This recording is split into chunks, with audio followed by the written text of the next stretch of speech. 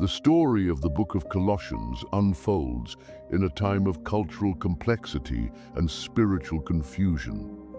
Set in the 1st century AD, the Roman Empire was a powerful force, influencing every aspect of life across its vast territories.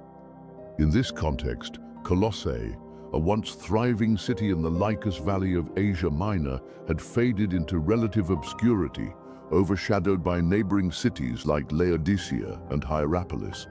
Yet despite its diminished status, Colossae became the site of a young and vibrant Christian church, established by a faithful disciple named Epaphras, who had been profoundly influenced by the Apostle Paul. The Colossian church was born into a world where ideologies clashed. It faced pressures from outside and within: Jewish legalism, Greek philosophical speculation, and mystical teachings threatened to dilute the pure gospel of Christ. These influences promoted the worship of angels, adherence to strict rituals, and the pursuit of secret knowledge, drawing believers away from the sufficiency of Christ. In response to these challenges, Paul, imprisoned in Rome for his faith, wrote a heartfelt letter to the Colossians. Though he had never met them personally, his deep concern for their spiritual well-being drove him to pen one of the most Christ-centered letters in the New Testament. This letter not only addresses the false teachings threatening the church, but also celebrates the supremacy, sufficiency, and saving power of Christ. It calls believers to a life rooted in their faith, transformed by the hope and love found in Him.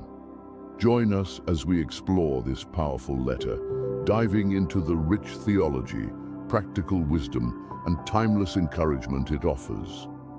Through Paul's inspired words, we'll journey into the heart of the gospel, discovering what it means to live a life firmly rooted in Christ's preeminence and to stand unshaken in a world full of distractions. The story of Colossians is not just a message for an ancient church. It's an invitation for us today to embrace the fullness of life found only in Jesus Christ.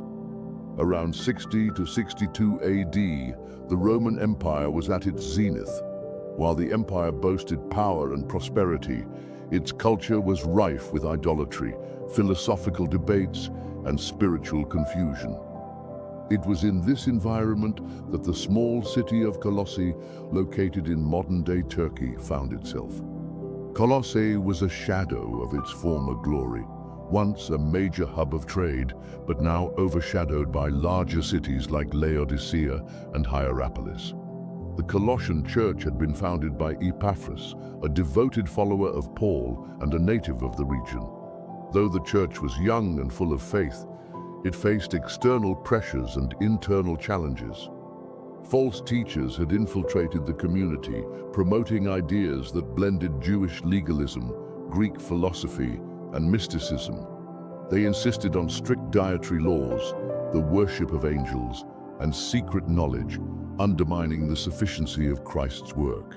Hearing about this crisis, the Apostle Paul, imprisoned in Rome, penned a letter to the Colossians, aiming to strengthen their faith and remind them of the supremacy of Christ. Paul begins his letter with a warm greeting, expressing his gratitude for the Colossians' faith and love, which he had heard about through Epaphras. He writes, "We always thank God, the Father of our Lord Jesus Christ, when we pray for you, because we have heard of your faith in Christ Jesus and of the love you have for all God's people." Colossians 1:3-4. Paul reminds them of the hope laid up for them in heaven, rooted in the gospel they had embraced. Paul's words soar as he paints a majestic picture of Christ. He describes Jesus as the image of the invisible God, the firstborn over all creation.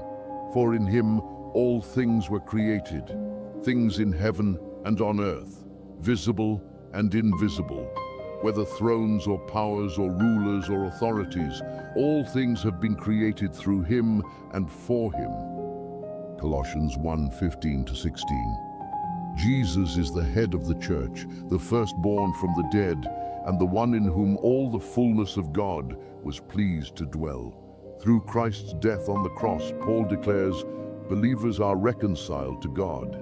He urges the Colossians to remain steadfast, grounded in their hope, and not be swayed by false teachings, reminding them that Christ has reconciled you by Christ's physical body through death, to present you holy in his sight, without blemish and free from accusation. Colossians 1:22. Paul's tone shifts to concern as he addresses the threats facing the Colossian church. He warns them about being deceived by philosophy and empty deceit that depend on human traditions rather than Christ. Colossians 2:8. He assures them that in Christ they have been made complete, for in Christ all the fullness of the deity lives in bodily form, and in Christ you have been brought to fullness. Colossians 2:9-10. Believers are spiritually circumcised, putting off the old self through his death and resurrection. Paul boldly declares that the Colossians are free from the legalistic requirements of the law, explaining, having cancelled the charge of our legal indebtedness which stood against us and condemned us, he has taken it away, nailing it to the cross. Colossians 2:14. As a result, they are no longer bound to rules about food, drink, festivals, or Sabbaths, for these were merely shadows of the things to come, and the reality is found in Christ. He also addresses the mysticism infiltrating the church, warning them not to be disqualified by those who delight in false humility and the worship of angels, claiming visions and puffing themselves up with idle notions. Colossians 2:18. Having established Christ's supremacy and their freedom in him, Paul turns to practical instructions. He urges the Colossians to set their minds on things above. Where Christ is seated at the right hand of God, set your minds on things above, not on earthly things. For you died, and your life is now hidden with Christ in God. Colossians 3:2-3. They are to put to death earthly behaviors such as sexual immorality, impurity, greed, and anger, and to clothe themselves with virtues like compassion, kindness, humility, and love, which binds everything together in perfect unity.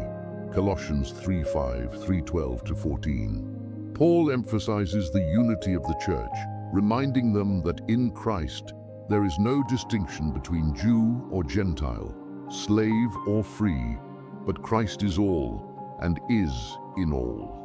Colossians 3:11. He encourages them to let the peace of Christ rule in their hearts and to let the word of Christ dwell richly among them. Colossians 3:15-16. Paul also addresses family and societal relationships, saying, "Wives, submit yourselves to your husbands, as is fitting in the Lord. Husbands, love your wives and do not be harsh with them. Children, obey your parents in everything, for this pleases the Lord." Colossians 3:18-20. He speaks to slaves and masters, urging them to serve and lead as if serving the Lord. In his closing chapter, Paul urges the Colossians to devote themselves to prayer, being watchful and thankful. He writes, "Be wise in the way you act toward outsiders. Make the most of every opportunity. Let your conversation be always full of grace, seasoned with salt, so that you may know how to answer everyone." Colossians 4:5-6. Paul gives practical advice on interacting with others and mentions several individuals by name, including Tychicus, who would deliver the letter, and Onesimus, a runaway slave who had become a brother in Christ. Paul ends the letter with personal greetings and a final exhortation. "Remember my chains. Grace be with you." Colossians 4:18. This is a poignant reminder of the cost of his ministry and the love he has for the church. The letter to the Colossians is a profound reminder of Christ's preeminence and sufficiency. It addresses timeless issues, the temptation to add to the gospel, the struggle to live out faith in a challenging culture, and the importance of unity in the body of Christ. Through Paul's words, the Colossians and believers today are encouraged to stand firm, rooted in Christ, who is above all and in all. 2 Baruch, chapter 1 to 5. And it came to pass in the 25th year of Jeconiah, the king of Judah, that the word of the Lord came to Baruch, son of Neriah, and said to him, Have you seen everything that this people is doing to me? The evils done by the remaining tribes are greater than those done by the 10 tribes that were carried away into exile. For the former tribes were forced by their kings to sin, but these two themselves have been forcing and compelling their kings to sin. Therefore, behold, I shall bring evil upon this city and upon its inhabitants, and it will be taken away from before my presence for a time. And I shall scatter this people among the nations, so that they may do good to the nations. And my people will be chastened, but the time will come when they will search for what is able to make their times prosperous. Therefore, I have told you these things so that you may tell Jeremiah, along with all those who are like you, to retire from this city. For your works are like a firm pillar to this city, and your prayers like a strong wall. And I said, O Lord, my Lord, have I come into the world in order to see the evils of my mother? No, my Lord. If I have found favor in your eyes, first take away my spirit, so that I may go to my fathers, and not witness the destruction of my mother. For I am hard-pressed from 2 sides, for I cannot resist you. But my soul also cannot witness the evil of my mother. But one thing I shall say in your presence, O Lord. What will happen after these things? For if you destroy your city and deliver up your country to those who hate us, how will the name of Israel be remembered again? Or how shall anyone ever again speak about your glories? Or to whom will the content of your law be explained? Or will the world return to its natural state, and the age revert to its original silence? And will the multitude of the souls be taken away? And will the nature of man never again be mentioned? And where is everything that you spoke to Moses regarding us? And the Lord said to me, This city will be delivered up for a time, and the people will be chastened for a time, and the world will not be forgotten. Or do you think that this is the city of which I spoke about when I said, I have engraved you on the palms of my hands? It is not this present building that has been constructed in your midst. It is that which will be revealed with me, and which was already prepared from the moment I decided to create the garden. And I showed it to Adam before he sinned, but when he transgressed the commandment, it was taken away from him, as well as the garden. And after these things, I showed it to my servant Abraham in the night between the portions of the victims. And again, I also showed it to Moses on Mount Sinai, when I showed him the pattern of the dwelling and all its vessels. And now, behold, it is preserved with me, as well as the garden. Now go and do as I command you. And I answered and said, So therefore, I shall be guilty in Zion?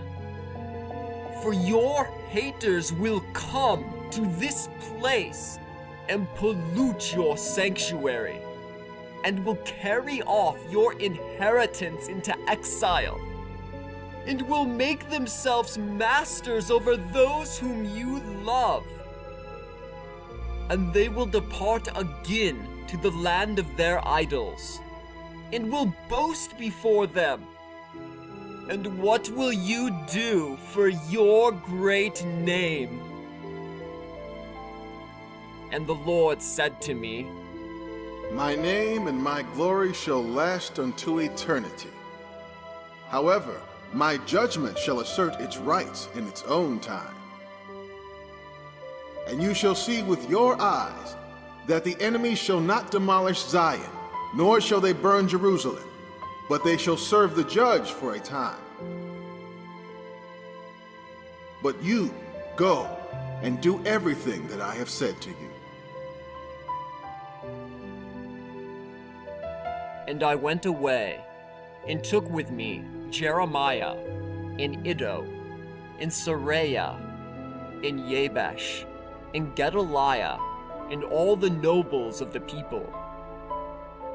And I led them to the Kidron Valley, and told them everything that had been said to me. And they raised their voices, and they all wept. And we sat there and fasted until evening. Chapter 6 to 9. Now it happened on the following day that, behold, a Chaldean army surrounded the city. And in the evening, I, Baruch, left the people. And I went outside and stood by the oak. And I was grieving over Zion, and lamented over the exile that had come upon the people. And behold, suddenly a strong, unseen force lifted me up and carried me above the wall of Jerusalem. And as I watched, I saw that 4 angels were standing at the 4 corners of the city. Each of them held a burning torch in his hands. And another angel began to descend from the heavens and said to them, Hold your lamps, and do not light them until I tell you. Because I was sent first to speak a word to the earth, and then to deposit in it what the Lord, the Most High, has commanded me. And I saw him descend into the Holy of Holies. And from there, he took the veil, and the holy ephod, and the mercy seat, and the 2 tablets, and the holy raiment of the priests, and the altar of incense, and the 48 precious stones that adorn the priests, and all the holy vessels of the dwelling. And he said to the earth with a loud voice, Earth, earth, earth, hear the word of the mighty God, and receive the things which I commit to you, and guard them until the last times, so that when you are ordered, you may restore them, so that strangers may not take possession of them. For the time has arrived when Jerusalem will also be delivered up for a time, until the moment when it is said that it will be restored forever. And the earth opened its mouth and swallowed them up.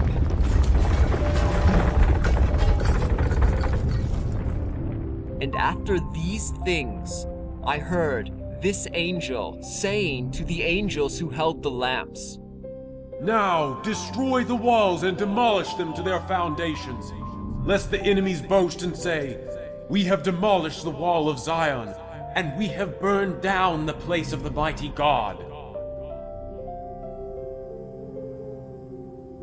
And they restored me to the place where I once stood. Now the angels did as he had commanded them. And after they had broken up the corners of the wall, and the wall had fallen, a voice was heard from within the temple saying, Enter, enemies, and come, adversaries, for he who preserved the house has forsaken it.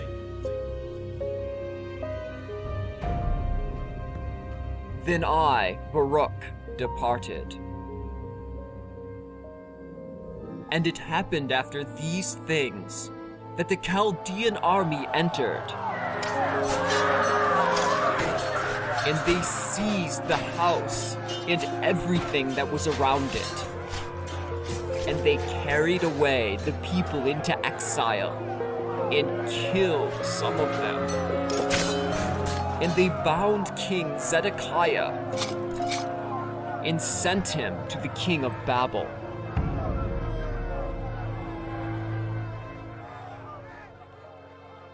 And I, Baruch, came with Jeremiah, whose heart was found to be pure from sins, and who was not captured when the city was seized. And we rent our garments, and wept, and mourned, and fasted for 7 days. Chapter 10 to 12. And it happened after 7 days that the word of God came to me and said to me, Tell Jeremiah to depart in order to support the exiles to Babel. You, however, remain here amid the desolation of Zion. And I shall show you, after these days, what will happen at the end of days. And I spoke to Jeremiah as the Lord commanded me. Then he went away with the people, but I, Baruch, came back and sat in front of the gates of the temple. And I raised the following lamentation over Zion and said, Blessed is he who has not been born, or he who after he was born has died. But as for we who are alive, woe to us! Because we see the afflictions of Zion, and what has befallen Jerusalem. I shall call the sirens from the sea, and you, Lilin, come from the desert, and you, demons and dragons from the forests. Awake and gird up your loins to mourn, and take up the dirges with me, and mourn with me. You, farmers, do not sow again. And you, O earth, why do you give the fruit of your harvest? Keep within you the sweetness of your sustenance. And you, vine, why do you still give your wine? For an offering will never again be given from you in Zion, and the first fruits will never again be offered. And you, heavens, withhold your dew, and do not open the storehouses of rain. And you, sun, withhold the light of your rays. And you, moon, extinguish the multitude of your light.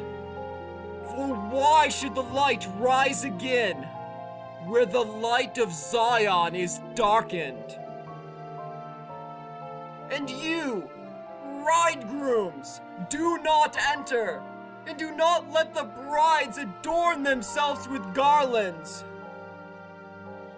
And you, women, do not pray to bear children, for the barren will rejoice more, and those who have no sons will be glad, and those who have had sons will be sad. For why do they give birth in pains, only to bury in grief? Or why should men have sons again? Or why should their kind of seed be named again, where this mother is desolate, and her sons have been carried away into exile? From this time forward, do not speak of beauty any longer, and do not talk about gracefulness. But you, priests, take the keys of the sanctuary and cast them to the highest heaven, and give them to the Lord, and say, "Guard your house yourself, for behold, we have been found to be false stewards." And you, virgins, who twist fine linen and silk with gold of Ophir, quickly take all these things and cast them into the fire, so that it may carry them to him who made them. And the flame sends them to him who created them, so that the enemies may not take possession of them. Now I, Baruch, say this to you, O Babel. If you had prospered, and if Zion had lived in her glory, it would have been a great sorrow to us that you had been equal to Zion. But now, behold, the grief is unending, and the lamentation is immeasurable. For behold, you are prosperous, and Zion desolate. Who will be judge over these things? Or to whom shall we complain about what has befallen us? O Lord, how have you borne it? Our fathers went to rest without grief, and behold, the righteous sleep peacefully in the earth. For they did not know this anguish, nor did they hear about what has befallen us. If only you had ears, O earth, and if only you had a heart, O dust, so that both of you could go and make an announcement in the netherworld, and say to the dead, "You are more blessed than we who live." But I shall say as I think, and I shall speak against you, the land that is prospering. The noonday does not always burn, nor do the rays of the sun continually give light. And do not expect, nor hope, that you will always have prosperity and joy. And do not be excessively raised up, and do not oppress. For surely wrath will awaken against you in its own season. For now it is restrained by long suffering, as it were by a rain. And having said these things, I fasted for 7 days. Chapter 13 to 15. And after these things, it happened that I, Baruch, was standing on Mount Zion, and behold, a voice came from on high, saying to me, Stand upon your feet, Baruch, and hear the word of the mighty God. Because you have been astonished at what has befallen Zion, you will surely be preserved until the end of times to be for a testimony.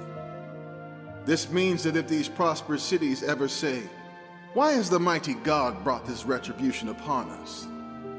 you and those who are like you, those who have seen this evil and retribution coming upon you and your people in their own time, may say to them, "This is so that the nations will be thoroughly punished."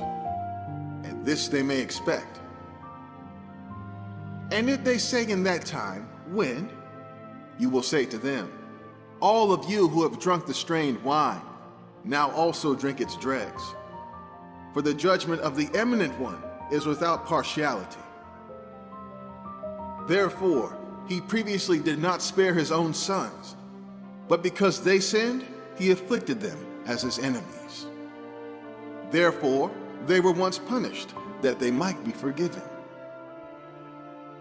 But now, you peoples and nations, all of you are guilty, because you have trodden down the earth and misused the things that were created in it. For all of you have always been benefited, but you have always been ungrateful. And I answered and said, Behold, you have shown me the courses of times, and what will happen after these things. And you have told me that the retribution which you have spoken about will come upon the nations. And now, I know that there are many who have sinned, and who have lived in prosperity, and who have departed from the world. But there will be few nations left in those times to whom your spoken words are able to be spoken. For what is the advantage of this? Or what evil worse than what we have already seen befall us can we expect to see?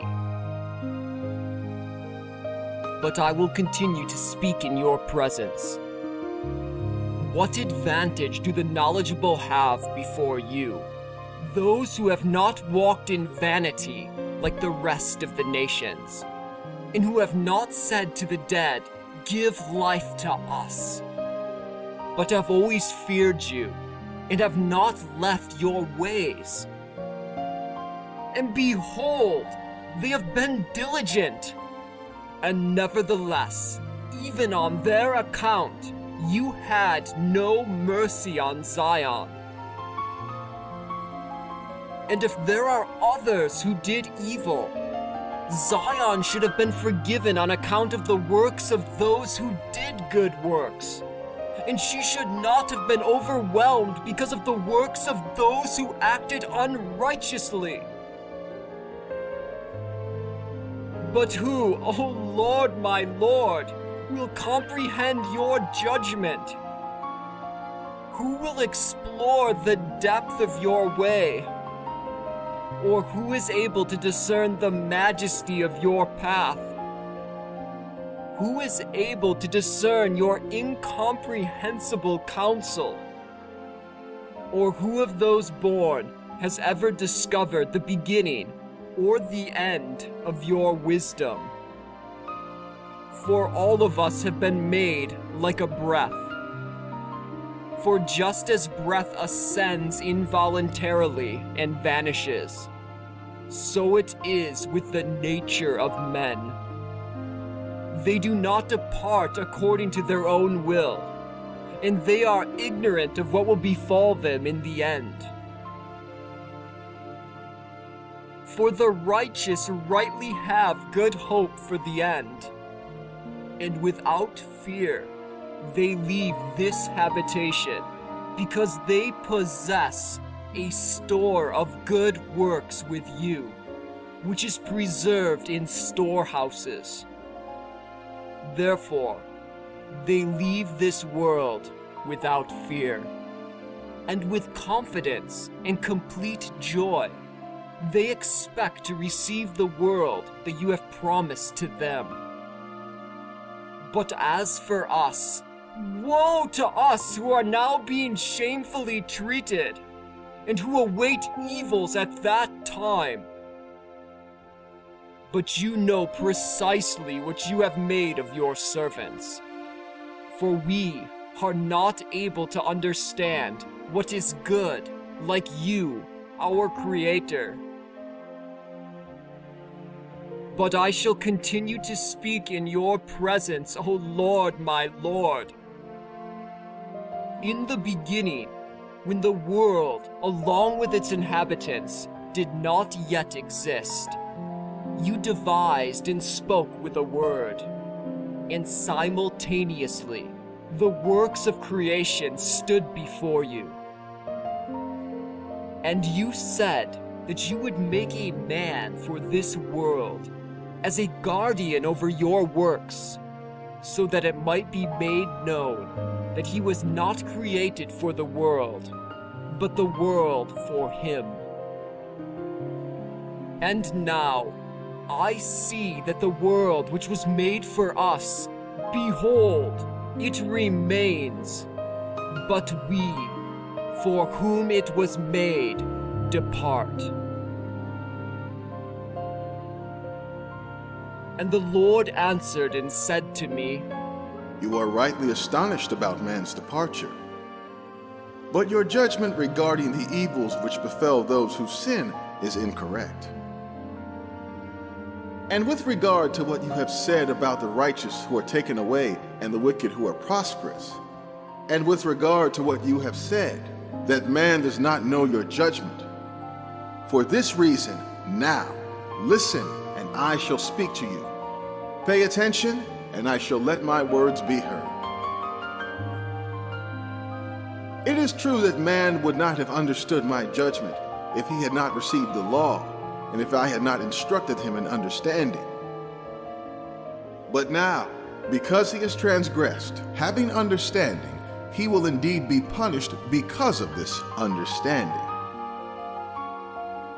And with regard to the righteous, on whose account you said that the world has come, indeed, what is coming is also on their account.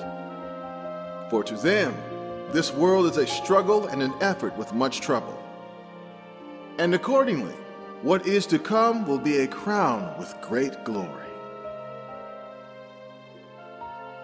Chapter 16 to 20.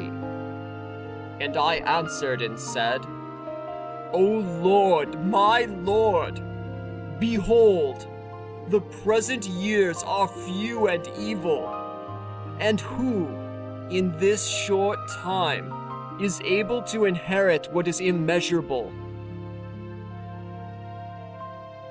And the Lord answered and said to me, With the Most High no account is taken of much time, nor of a few years. For what did it profit Adam that he lived 930 years and transgressed what he was commanded? Therefore, the great amount of time that he lived did not profit him, but it brought death and cut off the years of those who were born from him. Or what did it harm Moses that he lived only 120 years, and because he subjected himself to him who created him, brought the law to the descendants of Jacob, and lit a lamp for the nation of Israel? And I answered and said, The man who lit the lamp has taken from the light, and there are few who imitated him. But many whom he has lit have taken from the darkness of Adam, and have not rejoiced in the light of the lamp. And he answered and said to me, Because of this, he appointed a covenant for them at that time and said, Behold, I have set before you life and death. And he called the heavens and the earth to witness against them. For he knew that his time was short, but that the heavens and the earth will endure forever. Yet, after this death, they sinned and transgressed, although they knew that they had the law to reprove them, as well as that light in which nothing could err, and also the witnessing spheres, and me. And now, with regard to everything that exists, it is I who judge. But you, do not think about these things in your soul, and do not be afflicted because of past things. For now it is the end of time that should be considered, whether it be business, prosperity, or shame, and not its beginning. For if a man prospers in his youth, yet is treated shamefully in his old age, he forgets all the prosperity he once possessed.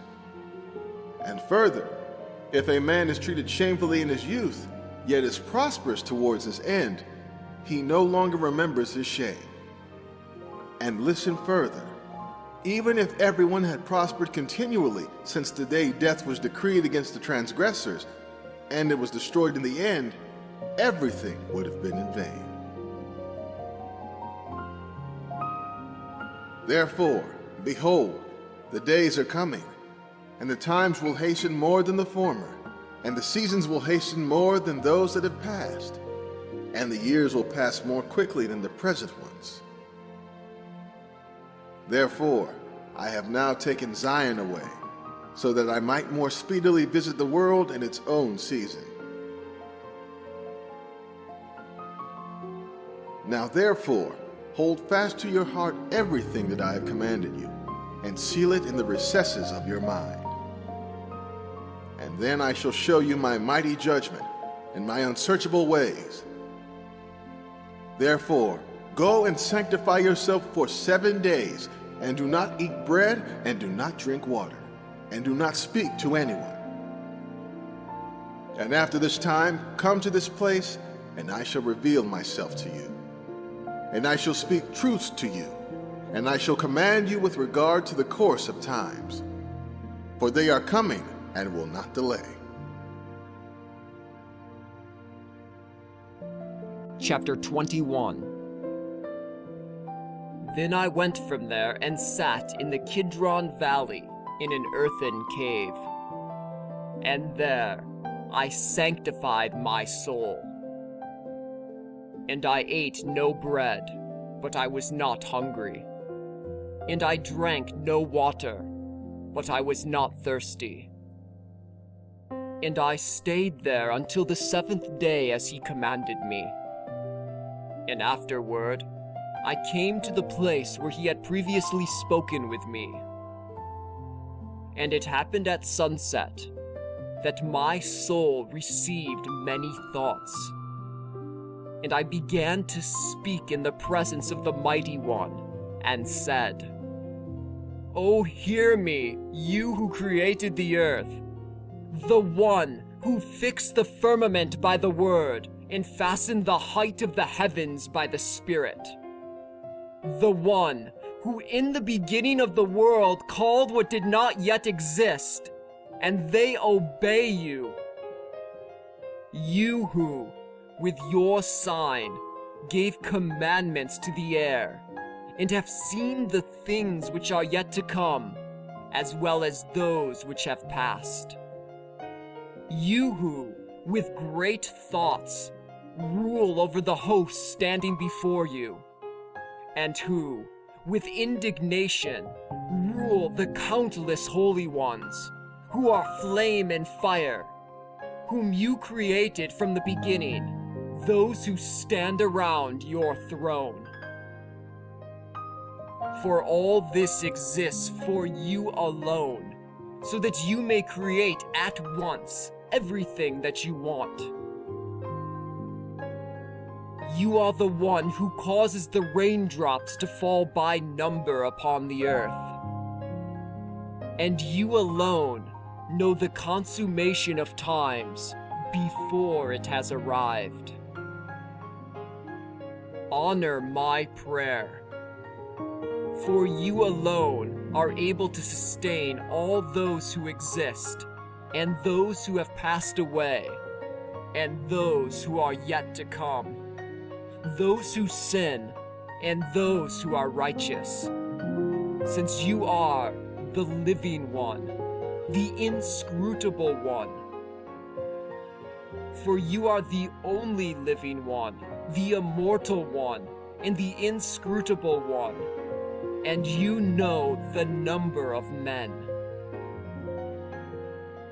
And although in the course of time many have sinned, many others have been righteous.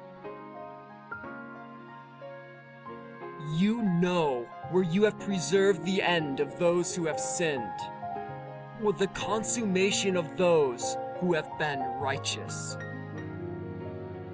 For if this present life, which all men possess, is the only one that exists, nothing could be more bitter than this.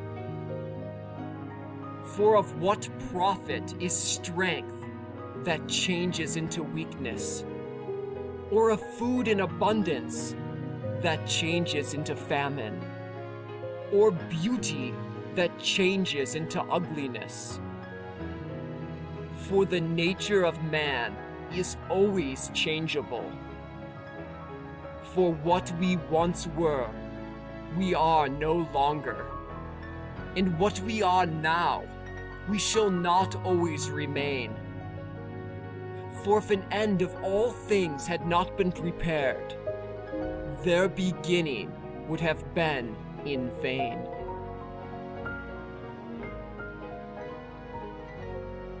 But tell me about everything that comes from you, and enlighten me regarding what I ask you. How long will the corruptible remain? And how long will the time of mortals be prosperous? And when will those who pass away in this world no longer be polluted by the great wickedness?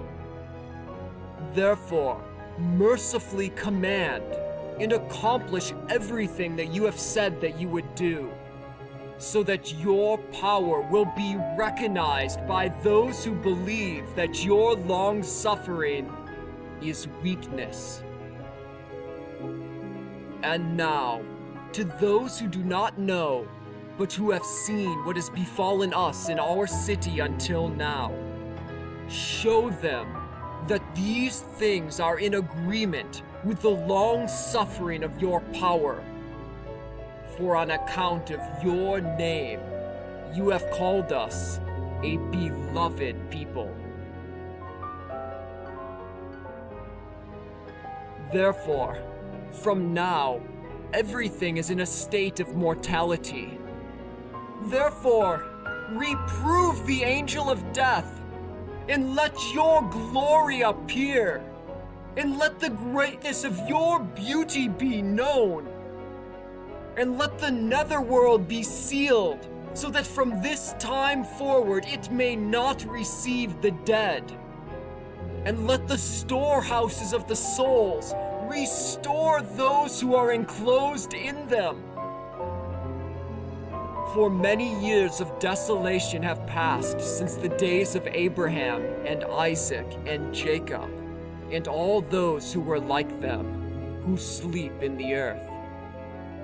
Those on whose account you have said that you have created the world. And now, show your glory quickly, and do not postpone what was promised by you. And it happened, when I had finished the words of this prayer, that I became very weak.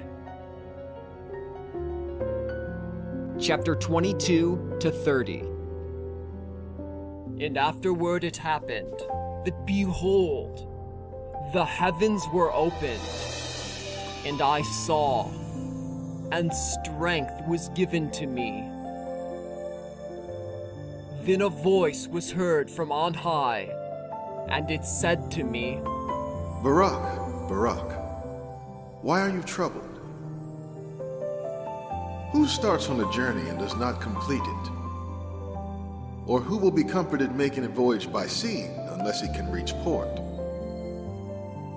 Or he who promises to give a present to someone, is it not a theft unless it is fulfilled?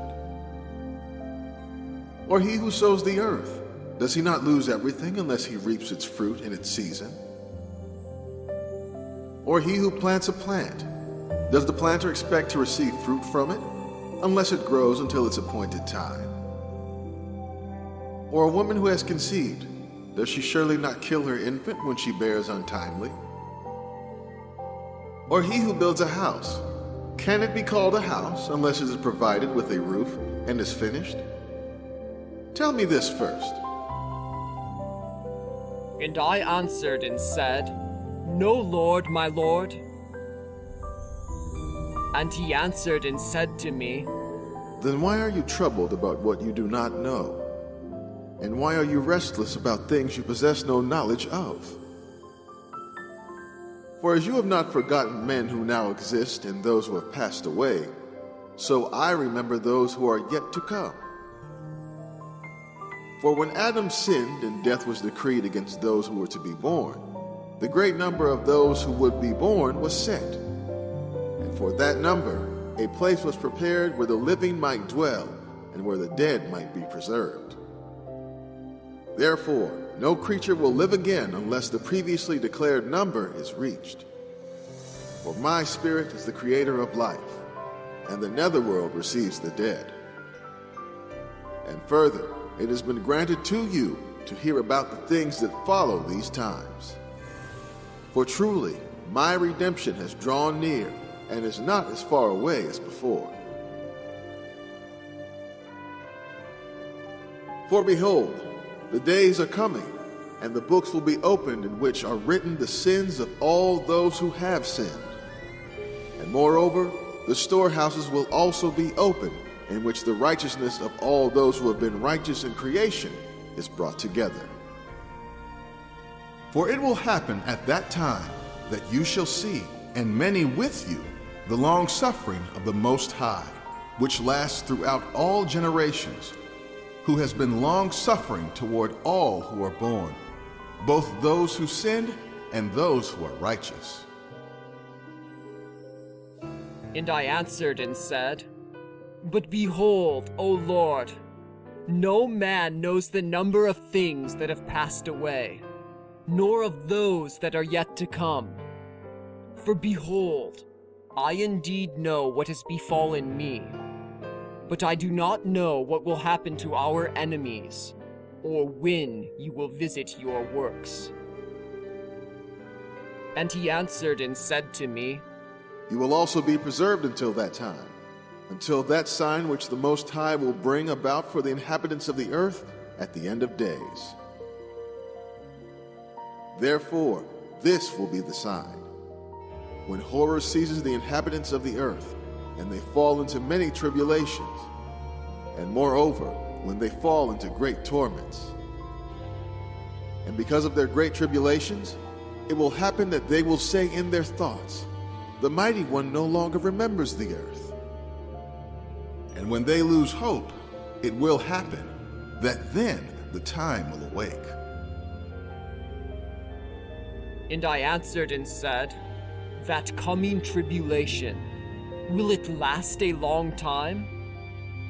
In that distress, will it embrace many years? And he answered and said to me, That time is divided into 12 parts, and each part is reserved for its appointed task. In the first part, there shall be the beginning of commotions. And in the second part, the slaughtering of the great. And in the third part, the fall of many into death. And in the fourth part, the sending of the sword. And in the fifth part, famine and the withholding of rain. And in the sixth part, and in the seventh part, earthquakes and terrors. And in the eighth part, a multitude of phantoms and the attacks of demons. And in the ninth part, the fall of fire. And in the 10th part, rape and much oppression. And in the 11th part, injustice and unchastity. And in the 12th part, disorder arising from a conglomeration of everything that has been previously mentioned. For these parts of that time are reserved, and will be mixed, one with another, and they will minister to each other. For some of these parts will withhold a portion of themselves while taking from others, and some will accomplish their own portion, as well as that of others. Hence, those who live on earth in those days will not understand that this is the end of times. But at that time, whoever understands will be wise. For the measure and the calculation of that time is 2 parts a week of 7 weeks. And I answered and said, It is good for a man to come and see those times, but it is better for him not to come to those times, lest he fall. But I shall also say this. Will he who is incorruptible despise those who are corruptible? And will he despise whatever befalls those who are corruptible, so that he might look only to those who are not corruptible? But, O Lord, if these things which you have spoken to me beforehand do indeed come to pass, then let me know this as well, if indeed I have found favor in your eyes. Is it only in one place, or in only one part of the earth where these things will come to pass? Or will they be experienced by the whole earth? And he answered and said to me, Whatever happens at that time will befall the whole earth. Therefore, all who are alive will experience it. For at that time I shall only protect those found in this land in those very days. And it will happen, when everything that should come to pass in those parts has been accomplished, that the Anointed One will begin to be revealed. And Behemoth will be revealed from its place, and Leviathan will arise from the sea, those two great monsters which I created on the 5th day of creation, and which I shall have kept until that time. And then they will be nourishment for all who remain. The earth will also yield its fruits 10,000-fold, and on each vine will be 1,000 branches, and each branch will produce 1,000 clusters, and each cluster will produce 1,000 grapes, and each grape will produce a core of wine. And those who hungered will rejoice, and moreover they will see marvels every day. For winds will go out from before me every morning to bring the fragrance of aromatic fruits, and clouds at the end of the day to distill the dew of health. And it will happen at that time that the storehouse of manna will again descend from on high, and they will eat of it in those years, because these are the ones who will have arrived at the consummation of time. And it will happen after these things, when the time of the Anointed One's appearance has been fulfilled, that he will return with glory. Then all who have fallen asleep in hope of him will rise.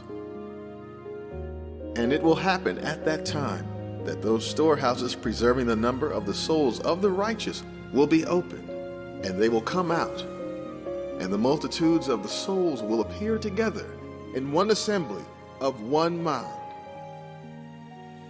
And the first will rejoice, and the last will not be grieved.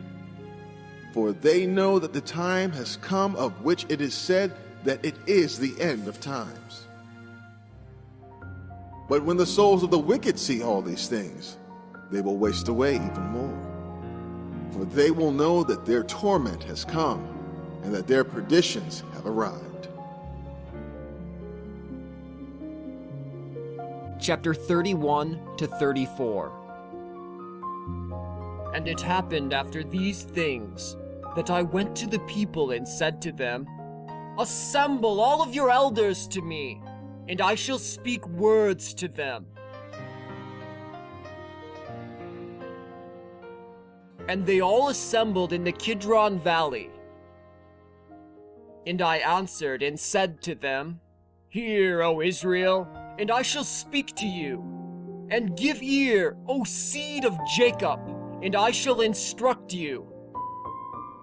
Do not forget Zion, but remember Jerusalem's anguish. For behold, the days are coming, when everything that is will become the prey of corruption, and it will be as though it had never been.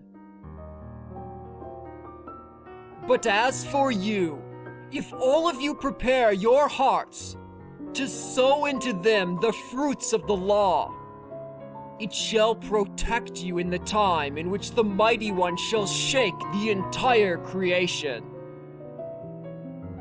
For after a short time, the building of Zion will be shaken, in order that it might be rebuilt. But that building will not remain. But after a time, it will again be uprooted and will remain desolate for a time. And afterwards, it is necessary for it to be renewed in glory and perfected into eternity. Therefore, we should not be so distressed about the evil that is now come, but much more distressed about what is yet to be. For when the Mighty One renews his creation, there will be a trial greater than these two tribulations. And now, do not draw near to me for a few days, and do not seek me until I come to you. And it happened after having said all these words to them, that I, Baruch, went my way. And when the people saw me leaving, they raised their voices and lamented and said, "Where are you going from us, Baruch? And are you going to abandon us as a father who forsakes his children as orphans and leaves them? Are these the commands given to you by your friend Jeremiah the prophet when he said to you, 'Look after this people during the time of my absence, while I prepare the rest of our brethren in Babel, against whom the sentence has been declared that they should be carried away into exile?' And now, if you abandon us, it would have been better for all of us to die before you, and then that you should leave us." And I answered and said to the people, "Far be it from me to forsake you or to withdraw from you. But on your behalf and on behalf of Zion, I shall go to the Holy of Holies to inquire of the Mighty One, so that I may receive some further illumination. And after these things, I shall return to you." Chapter 35 to 43. And I, Baruch, went to the holy place and sat on its ruins and wept and said, "Oh, that my eyes were springs, and my eyelids a fountain of tears. For how shall I lament over Zion? And how shall I mourn over Jerusalem? For at the place where I am now prostrate, the high priest used to offer sacrifices, and placed on it incense of fragrant aromas. But now, our glorying has become dust, and the desire of our soul is ashes."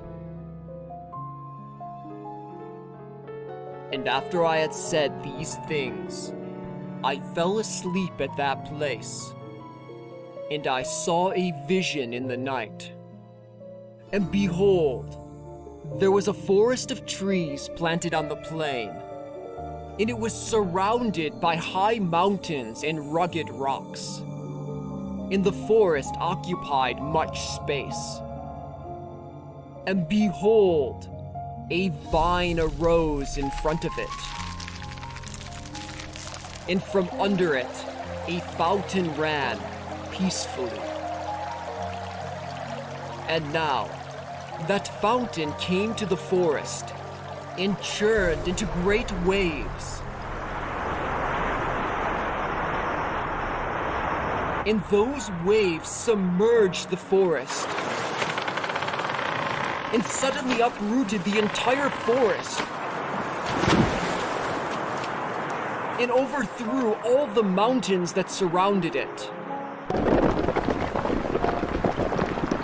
And the height of the forest became low, and the apex of the mountains became low.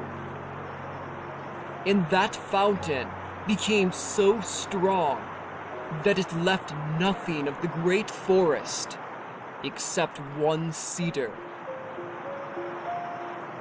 When it had also cast that one down, it destroyed the entire forest and uprooted it, so that nothing was left of it, nor could its place be recognized anymore. Then that vine arrived with the fountain in peace and in great tranquility. And it arrived at the place that was not far from the cedar that had been cast down. And they brought that cedar to it. And as I was watching, I saw that the vine opened its mouth and spoke, and said to the cedar, Are you not the remaining cedar from the forest of wickedness? Because of you, wickedness remained and has been performed during all these years, but never goodness. And you kept conquering what did not belong to you, and you did not even show compassion to what did belong to you. And you kept extending your power over those who were living far from you, and those who do draw close to you, you kept in the nets of your wickedness. And you always uplifted your soul like one who could not be uprooted. But now your time has hastened and your hour has come. Therefore, O cedar, follow the forest which has departed before you, and become dust with it, and let your ashes be mixed together. And now, recline in anguish, and rest in torment until your last time comes, when you will return to be tormented even more. And after these things, I saw that the cedar was burning, and the vine growing, while it and everything around it became a plain full of unfading flowers. And indeed, I awoke and arose, and I prayed and said, O Lord, my Lord, you are the one who always enlightens those who conduct themselves with understanding.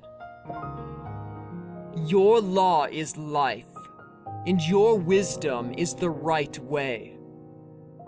Therefore, explain to me the interpretation of this vision.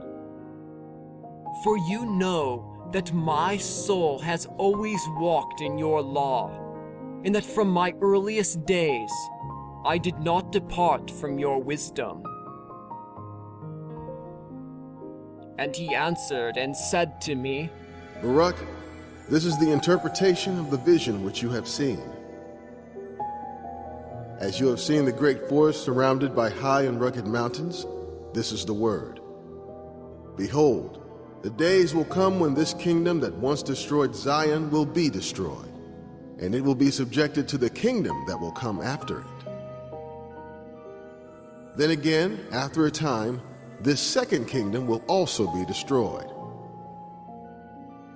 And another, a third will arise, and that one will also possess power in its own time, then will be destroyed. And after these things, a fourth kingdom will arise whose power will be more harsh and more evil than those before it.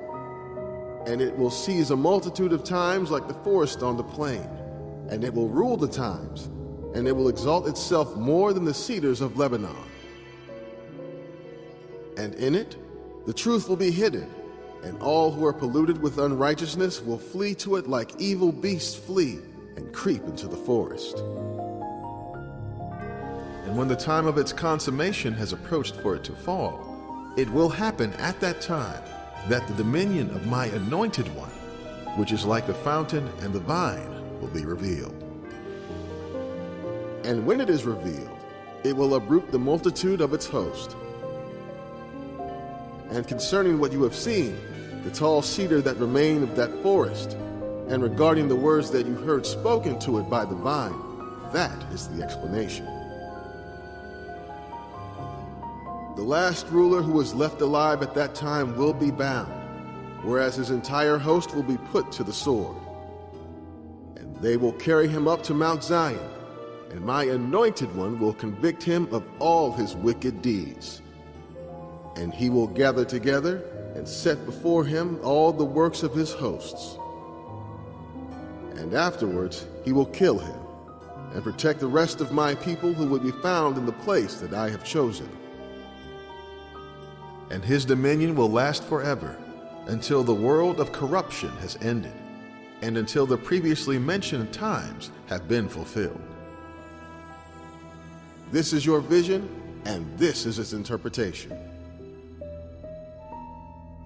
And I answered and said, For whom and for how many will these things be?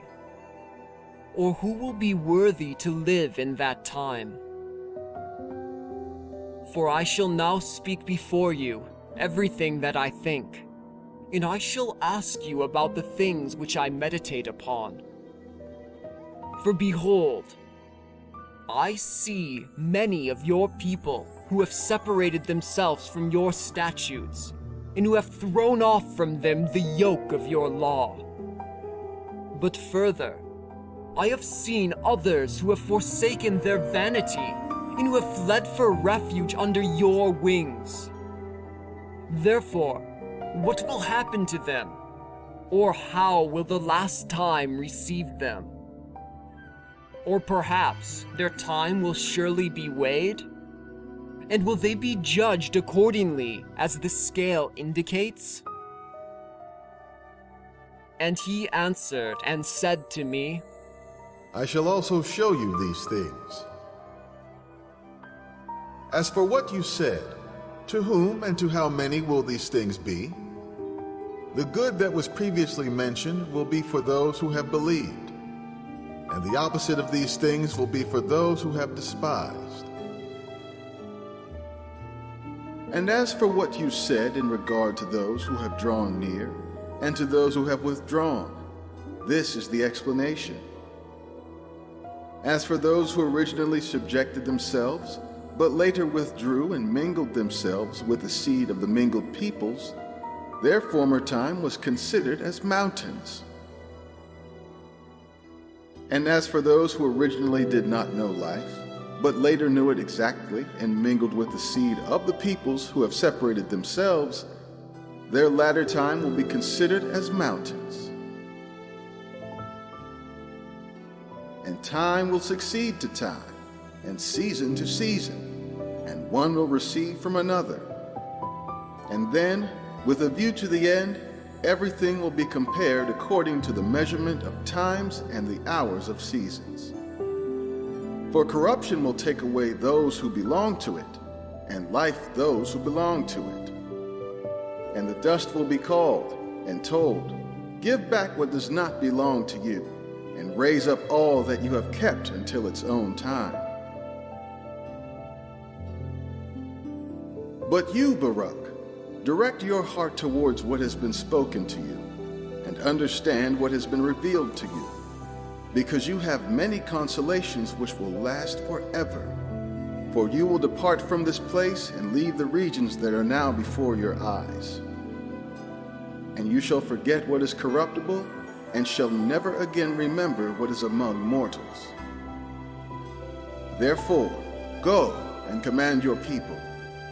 Then come to this place, and afterward fast 7 days, and then I shall come to you and speak with you. Chapter 44 to 47. And I, Baruch, went from there and came to my people. And I called my firstborn son, and my friend Gedaliah, and 7 of the elders of the people, and said to them, Behold, I go to my fathers in accordance with the way of the whole earth. But you do not withdraw from the way of the law, but guard and admonish the remaining people, lest they withdraw from the Mighty One's commandments. For you see that he whom we serve is righteous, and that our Creator is impartial. And all of you, look at what has befallen Zion, and what has happened to Jerusalem. For the Mighty One's judgment will be made known, as well as his ways which are inscrutable and right. For if you endure and persevere in his fear, and do not forget his law, the times will again change into good for you, and they will participate in the consolation of Zion. For whatever is now is nothing, but whatever is in the future will be very great.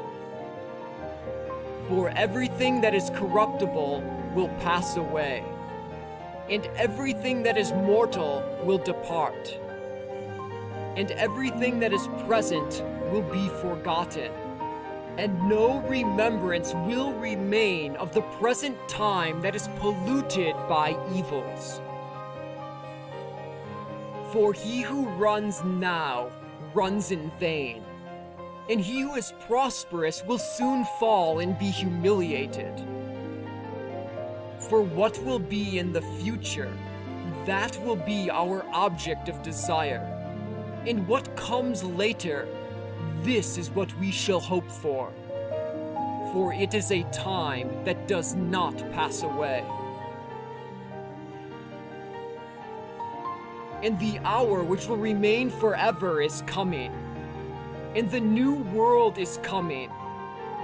Those who enter into its beginning are not carried back to corruption by it, but it has no mercy upon those who depart into torment. And those who are living in it are not carried to perdition by it. For those are the ones who will inherit this time that has been spoken of, and the inheritance of the promised time belongs to them. These are the ones who have acquired for themselves treasures of wisdom, and stores of insight are found with them. And they have not withdrawn from mercy, and they have preserved the truth of the law. For the coming world will be given to them, but the habitation of the remainder, who are many, will be in the fire. Therefore, admonish the people as much as you can, for this is our task. For if you instruct them, you will make them alive. And my son, along with the elders of the people, answered and said to me, Did the Mighty One humiliate us to such an extent that he will take you away from us so quickly? And shall we truly be in darkness? And will there no longer be any light for that people who are left? For where shall we again investigate the law, or who will distinguish between death and life for us? And I said to them, I cannot resist the throne of the Mighty One. Nevertheless, Israel will not lack a wise man, nor the tribe of Jacob a son of the law. But only prepare your hearts, so that all of you may obey the law, and be subject to those who, in fear, are wise and understanding.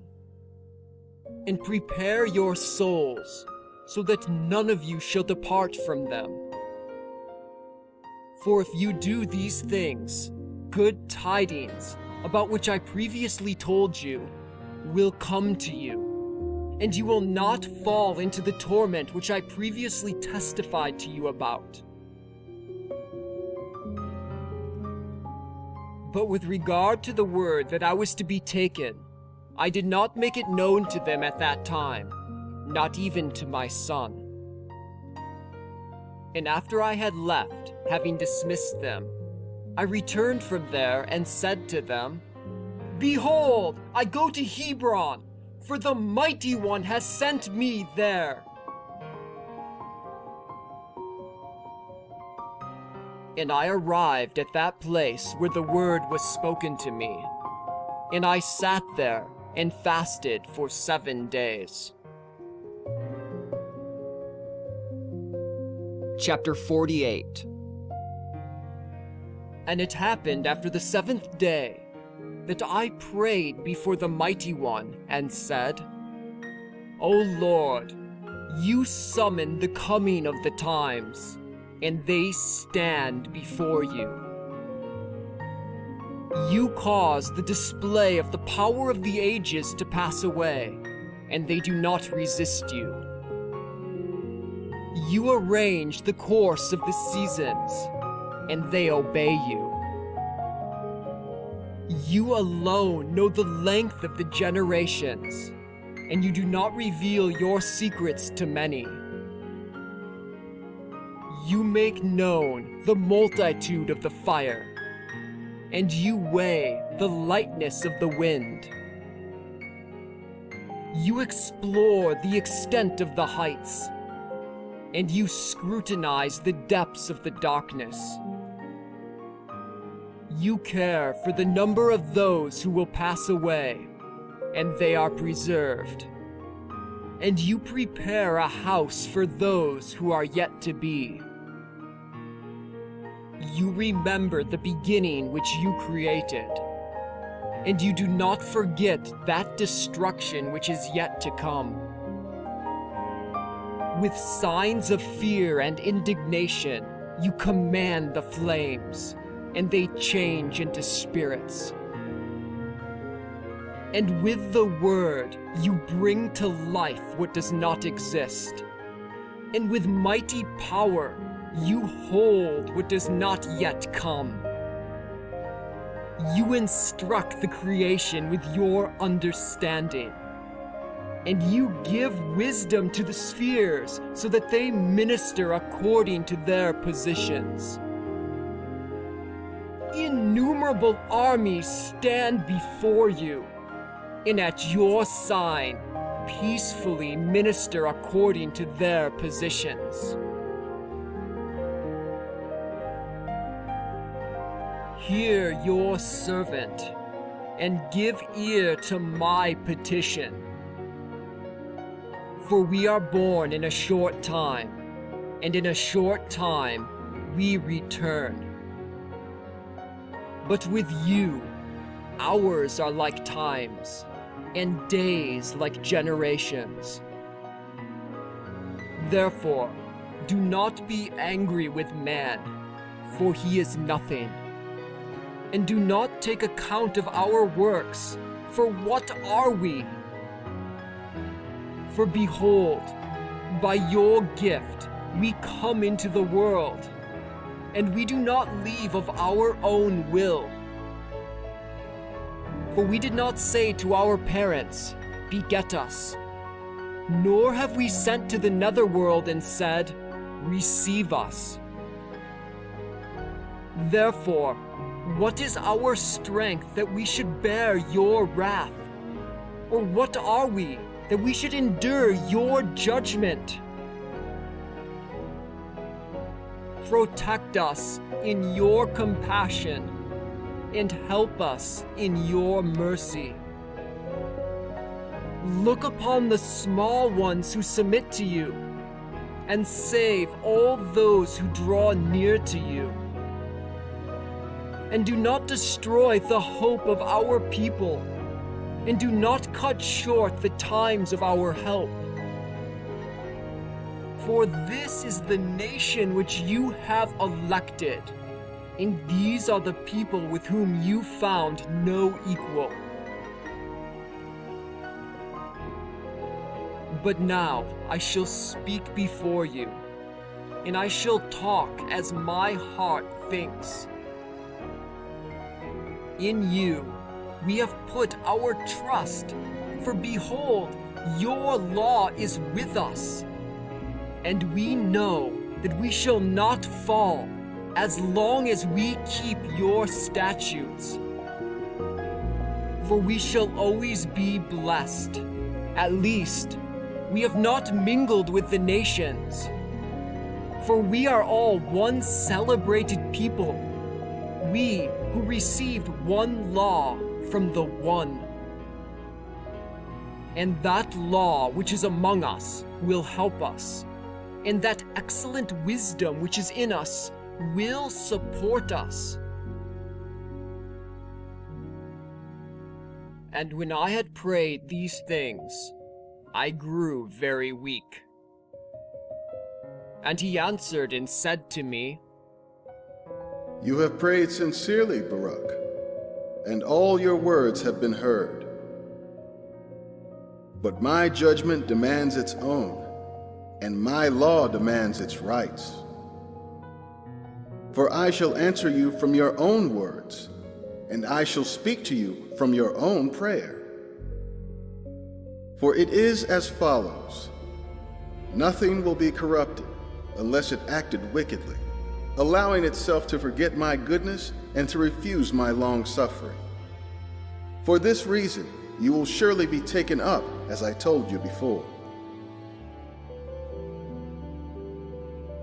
And that time which brings affliction will arise, for it will come and pass away with enormous vehemence, and it will be turbulent, arriving in the heat of indignation.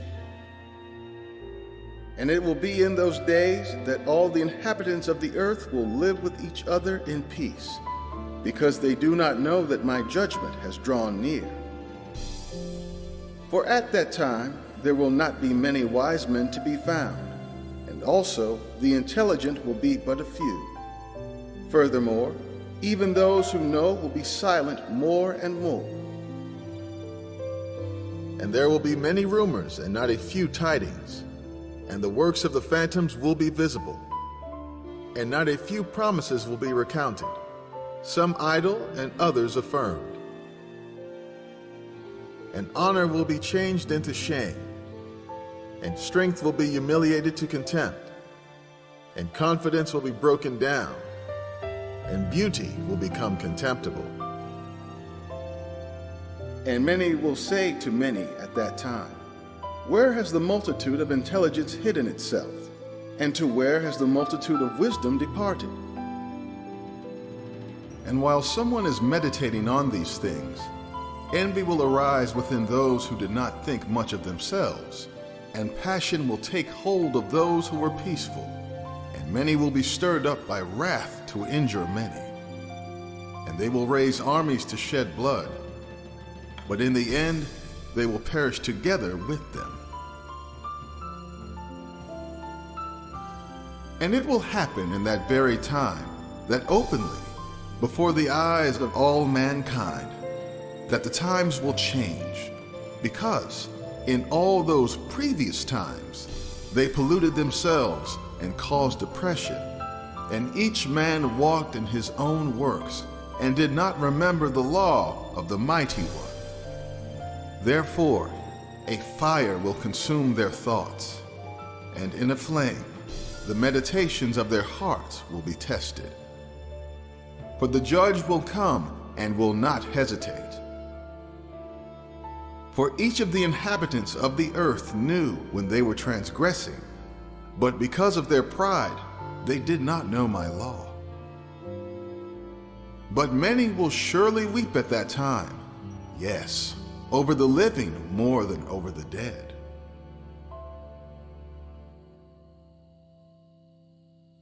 And I answered and said, O Adam, what have you done to all those who were born from you? And what will be said of the first Eve who obeyed the serpent? For this entire multitude is going to corruption, and countless are those whom the fire devours. But once more I shall speak in your presence. You, O Lord, my Lord, know what is within your creature. For long ago you commanded the dust to produce Adam, and you know the number of those who are born from him and how they have sinned before you, those who existed and who did not confess you as their creator. And concerning all of these, their end will put them to shame, and your law, which they transgressed, will repay them on your day. But now, let us cease discussing the wicked, and inquire about the righteous. And I will recount their blessedness, and I shall not be silent in celebrating their glory which is kept for them. For surely, as all of you have endured much labor in the short time that you live in this transitory world, so you will receive great light in that world which has no end. Chapter 49 to 52. Nevertheless, I again ask of you, O Mighty One. Yes, I shall ask for favor from Him who created all things. In what form will the living live in your day? Or how will their splendor remain after that time? Will they perhaps retain this present form and put on these chained members, which are presently involved in evils and by which evils are accomplished? Or will you perhaps change these things which have been in the world, as well as the world itself? And he answered and said to me, Baruch, listen to this word, and write down in the memory of your heart everything that you shall learn. For the earth will surely give back the dead at that time. Currently, it receives them in order to preserve them, not making any change in their form. But as it has received them, so it will give them back. And as I have delivered them to it, so it will also raise them. For at that time it will be necessary to show the living that the dead have come to life again, and that the departed have returned. Then, when those who currently know each other at this present time will, at that time, recognize each other, it will happen that my judgment will be strong, and those things that have previously been spoken of will come. And it will happen after this, when that appointed day has gone by, that both the appearance of those who are found to be guilty, as well as the glory of those who are righteous, will be changed. For those who are presently acting wickedly shall suffer torment at that time. And as they suffer, their appearance will be made worse than it is at present. Furthermore, the glory of those who have presently been made righteous by my law, those who possessed understanding in their life, and those who planted the root of wisdom in their heart, at that time, their splendor will be glorified by transformations, and the appearance of their face will be changed into the light of their beauty, so that they may be able to acquire and receive the undying world which is promised to them. Therefore, above all these things, those who will come will lament at that time, because they despised my law, and stopped up their ears, lest they hear wisdom and receive understanding. Therefore, when they see that those whom they are presently exalting themselves over will, at that time, be more exalted and glorified than themselves, then both these and those will be transformed, the latter into the splendor of angels, and the former into startling visions and horrible shapes, and they will waste away even more. For first they will see, and then they will depart to be tormented. However, those who have been saved because of their works, and to whom the law has been a present hope, and understanding and expectation, and wisdom and trust, they will see marvels displayed at their proper time. For they shall see that world which currently is invisible to them, and they will see a time which currently is hidden from them. And time will no longer age them, For they will dwell in the heights of that world, and they will be made like the angels and be made equal to the stars. And they will be changed into any form they desire, from beauty into loveliness, and from light into the splendor of glory. For the extents of the garden will be spread out before them, and the beautiful majesty of the living creatures beneath the throne will be shown to them, as well as all the hosts of the angels, those who presently are held fast by my word, lest they show themselves, and who are restrained by my command, so that they may stand firm at their places until the time of their arrival has come.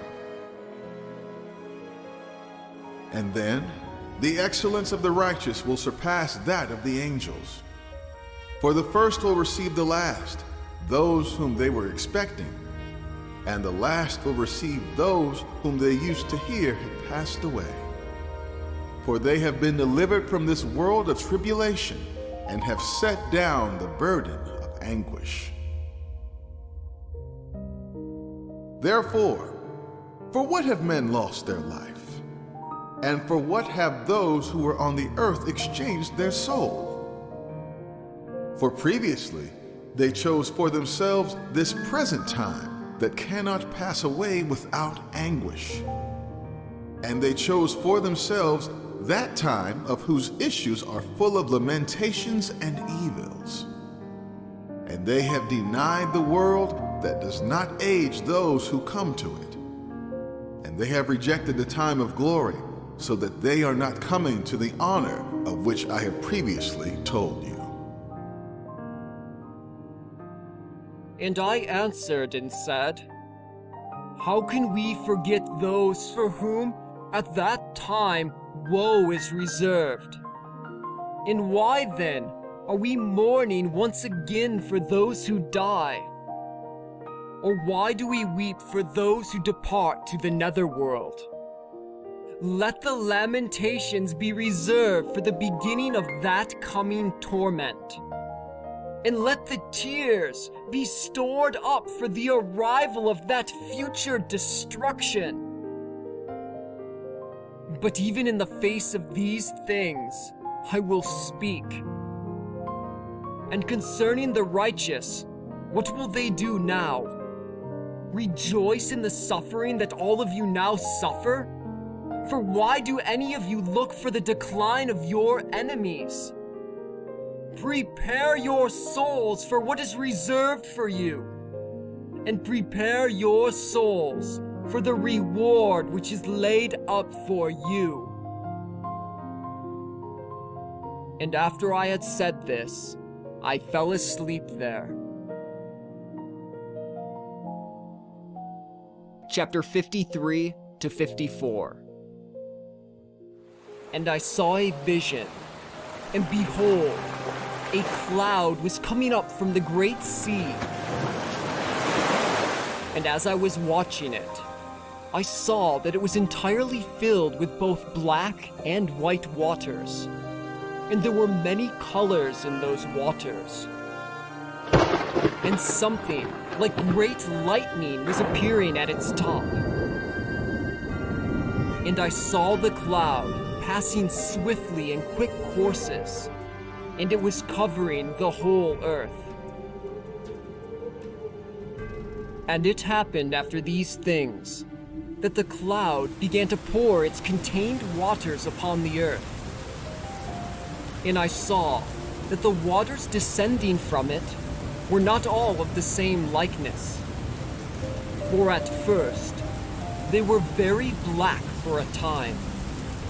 And afterward, I saw that the waters became bright, but there were not as many. And after these, I again saw black waters, and after these, bright again, then black again, and bright again. Now this happened 12 times, but the black were always more numerous than the bright. And it happened at the end of the cloud that, behold, it poured down black waters that were much darker than all the waters that had been before, and fire was mingled with them. And at the regions where those waters descended, they wrought devastation and destruction. And after these, I saw how the lightning, which I had seen at the top of the cloud, seized it and pressed it down to the earth. Now that lightning shone so exceedingly that it lit up the whole earth. And it healed the regions where the final waters had descended and where they had wrought devastation. And it occupied the whole earth and took dominion over it. And after this, as I was watching, I saw that 12 rivers were ascending from the sea. And they began to surround the lightning and to become subject to it. And because of my fear, I awoke. And I sought the Mighty One and said, "You alone, O Lord, from of old, know the depths of the world, and what will happen in the times that you bring about by your word. And against the works of the inhabitants of the earth, you hasten the beginnings of the times. And you alone know the ends of the seasons. You are the one for whom nothing is hard. But you are, however, the one who easily accomplishes everything by a single sign. You are the one for whom both the depths and the heights come together, and whose word the beginnings of the ages serve. You are the one who reveals to those who fear you what is prepared for them, so that from now on they may be comforted by you. You show your mighty works to the unknowing. You tear down the enclosure around the ignorant, and you enlighten the darkened. And you reveal the secrets to the spotless, who in faith have subjected themselves to you and your law. Since you have shown this vision to your servant, also reveal its interpretation to me. For I know that I have received answers to the subjects that I have asked you about. And you gave me a revelation about what I asked, revealing to me with what voice I should praise you, and from which members I should cause praises and glorification to go up to you. For if my members were mouths, and the hairs of my head voices, even then I would not be able to properly praise you, nor fittingly honor you. Nor would I be able to recount your praise, nor to express the excellence of your beauty. For what am I among men? Or what is my significance among those who are more excellent than I? That I have heard all these marvelous things from the Most High, and innumerable promises from Him who created me. Blessed is my mother among those who bear, and praised among women is she who bore me. For I shall not be silent in praising the Mighty One, but with a praising voice I shall recount His marvelous works. For who is able to imitate your marvelous deeds, O God, or who understands your deep thought of life? For with your counsel, you govern all the creatures created by your right hand, and you have established every fountain of light at your side. And you have prepared the treasures of wisdom beneath your throne. And those who do not love your law are justly perishing. And the torment of judgment is awaiting those who have not subjected themselves to your power. For although Adam sinned first and has brought untimely death upon all men, yet each of those men who has been born from him has prepared for his own soul the coming torment. And each of those men has also chosen for himself the coming glories. For truly, the man who believes will receive reward. But now, as for you, all you wicked who are now living, turn yourselves to destruction, for you will be visited suddenly, since you have previously rejected the understanding of the Most High. For his works have not taught you, nor have you been persuaded by the artifice of his creation, which has always existed. Therefore, Adam is not the cause, with an exception of his own soul, but each of us has been the Adam of his own soul. But explain to me, O Lord, what you have revealed to me, and inform me about what I asked you. For at the end of the world, vengeance will be demanded upon those who have done wickedness in accordance with their wickedness, and you will glorify the faithful in accordance with their faithfulness. For those who are among your own, you rule, and those who sin, you blot out from among your own. Chapter 55 to 68. And it happened, when I had finished the words of this prayer, that I sat down there under a tree to rest in the shade of its branches. And I was surprised and was astonished. And in my thoughts, I pondered about the multitude of the goodness which the sinners who are on earth have rejected from themselves, and about the great torment which they have despised, even though they knew that they should be tormented because of the sin they had committed.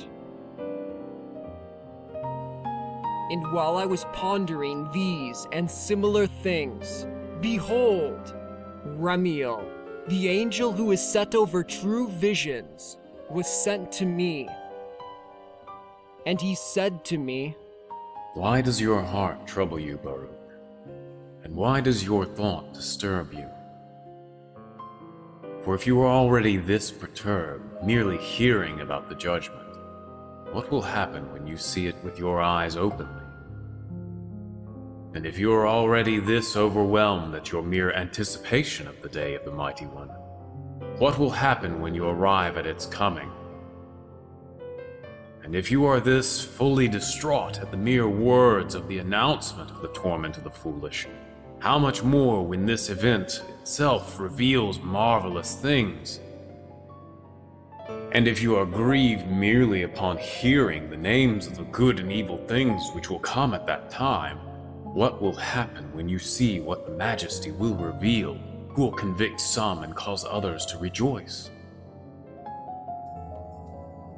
Nevertheless, since you have sought for the Most High to reveal to you the interpretation of the vision that you have seen, I have been sent to tell you this, that the Mighty One has certainly made known to you the course of the times that have passed, as well as those that are yet to pass, in His world, from the beginning of its creation until its consummation, the times which are known by deceit and those by truth.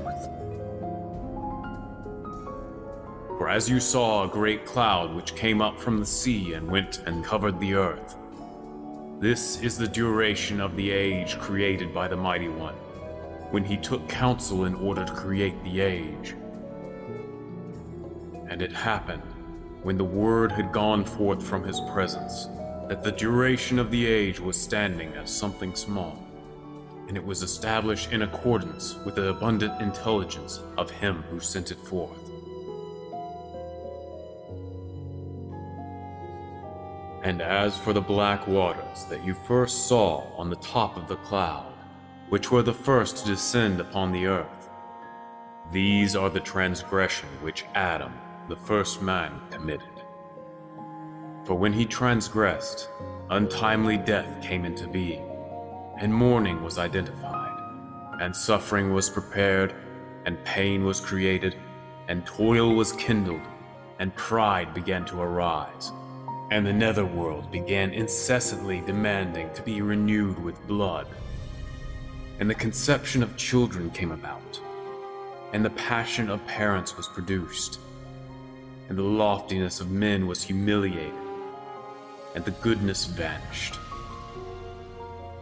Therefore, what could be blacker and darker than these things? This is the beginning of the black waters which you have seen. And from these black waters, black were again born, and darkest darkness was produced. For he who became a danger to his own soul, even became a danger to the heavenly messengers. For at the time when he was created, they enjoyed freedom, and some of them came down and mingled themselves with women. Therefore, those who did so were tormented in chains. But the rest of the innumerable multitude of heavenly messengers restrained themselves, and those living on earth perished together through the waters of the flood. Those are the first black waters.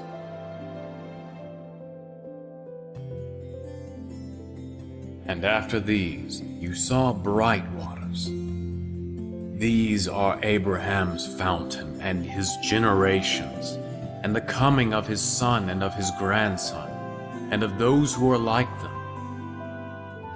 For at that time the law, even without being written, was in force among them.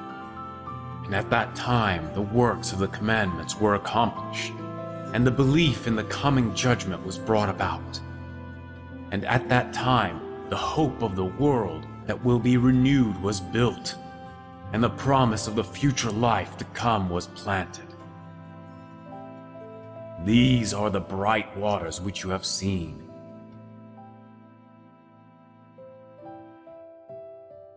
And the third waters which you have seen, which are black. These are the mingling of all sins which the nations committed afterward, after the death of those righteous men, and the wickedness of the land of Egypt, in which they acted wickedly in the hard labor with which they forced their sons to labor. Yet these also perished at the end.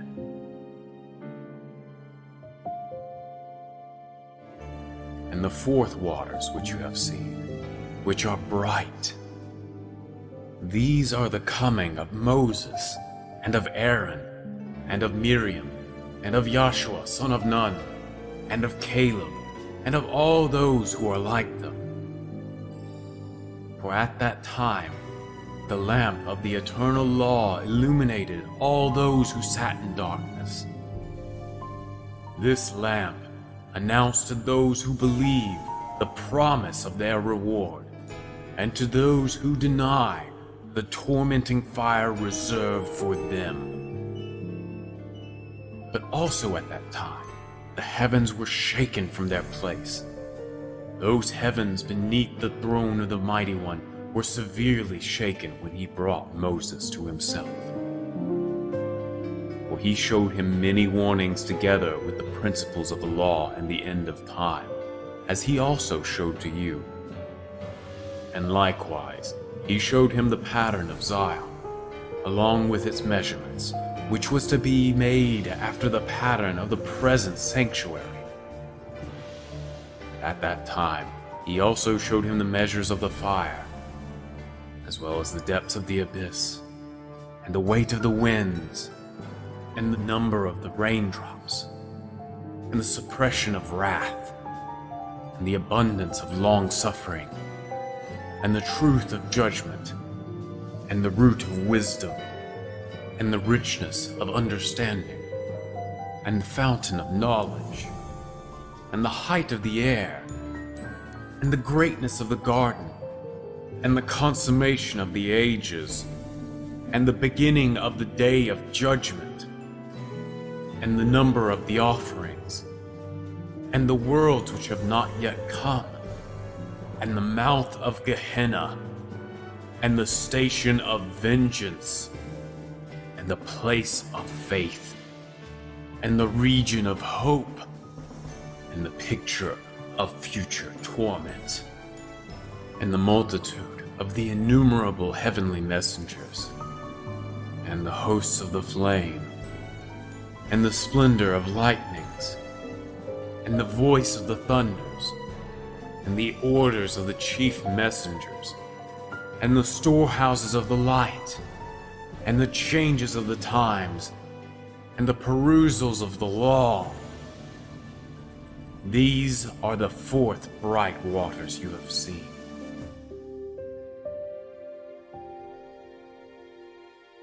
And the fifth waters which you have seen pouring down, which are black. These are the works wrought by the Amorites, and the invocations of their incantations which they made, and the wickedness of their mysteries, and the mingling of their pollutions. But even Israel was polluted with sins in the days of the judges, although they saw many signs having come from him who created them.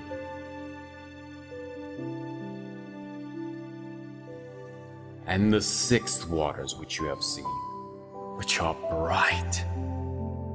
These are the time in which David and Solomon were born. And at that time the building of Zion took place, and the dedication of the sanctuary, and the mass shedding of blood of the nations that sinned at that time. And at that time many offerings were offered at the dedication of the sanctuary.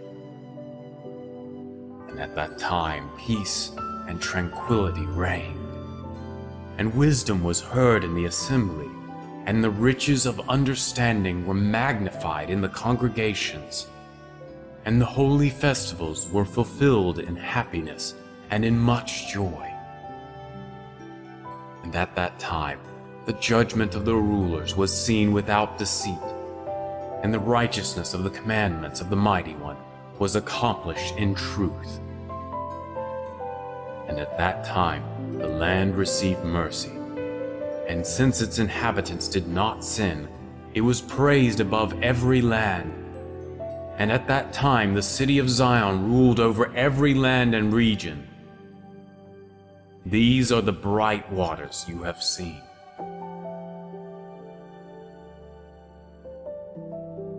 And the seventh waters which you have seen, which are black. These are the perversion conceived by the counsel of Jeroboam, who took counsel to make 2 golden calves. And these are also all the iniquities that were iniquitously accomplished by the kings who succeeded him, and the curse of Jezebel, and the idolatry practiced by Israel at that time, and the withholding of rain, and the famines that occurred until women ate the fruits of their womb, and the time of their exile which befell the 9.5 tribes, because they lived in many sins. And Shalmaneser, the king of the Assyrians, came and carried them away into exile. But concerning the nations much could be said, how they always acted unrighteously and wickedly, and how they never proved themselves to be righteous. These are the 7th black waters you have seen.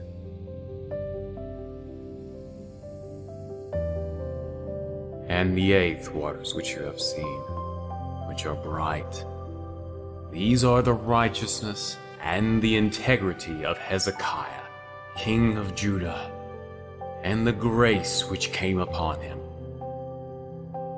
For at that time Sennacherib was stirred to destroy, and his wrath roused him, as well as the multitude of the nations allied with him, in order to destroy.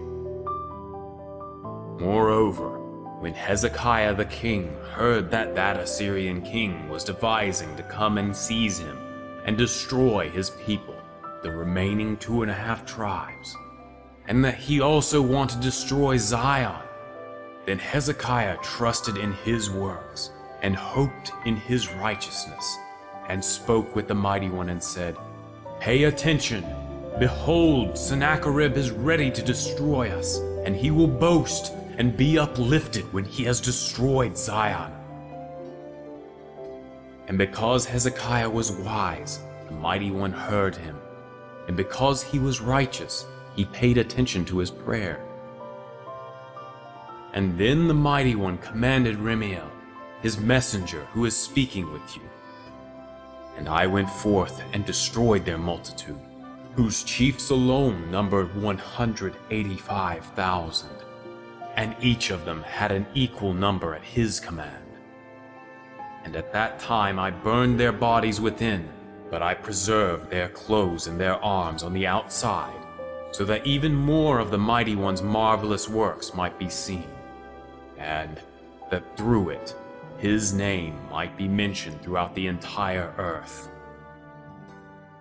And so Zion was saved, and Jerusalem was delivered. Israel was also freed from tribulations, and all those who were in the Holy Land rejoiced, and the name of the Mighty One was glorified, so that it was spoken of. These are the bright waters you have seen.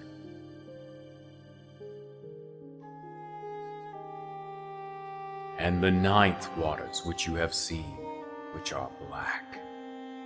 These are all the wickedness that existed in the days of Manasseh, son of Hezekiah. For he acted very wickedly, and killed the righteous, and perverted judgment, and shed innocent blood, and violently polluted married women, and overturned altars, and abolished their offerings, and drove away the priests so they were unable to minister in the sanctuary. And he made a statue with 5 faces. 4 of them looked, one in each direction of the 4 winds, and the 5th was on the top of the statue, so as to challenge the zeal of the Mighty One. And then wrath went forth from the Mighty One's presence, so that Zion should be uprooted, as has also happened in your days. But also the judgment went out against the 2.5 tribes, so that they also should be carried away into exile, as you have now seen. And the impiety of Manasseh increased to such a degree that the glory of the Most High removed itself from the sanctuary. Therefore, at that time, Manasseh was called the Impious One, and finally his abode was in the fire. For although the Most High had heard his prayer, in the end, when he fell into the brazen horse, and the brazen horse was melted, it served as a sign to him regarding the hour. For he had not lived perfectly, since he was not worthy, but the sign was given to him that he might henceforth know by whom he should be punished at the end. For he who is able to benefit is also able to punish. Therefore, in this way Manasseh acted impiously, and he thought that the Mighty One would not call these things to account during his time. These are the 9th black waters you have seen.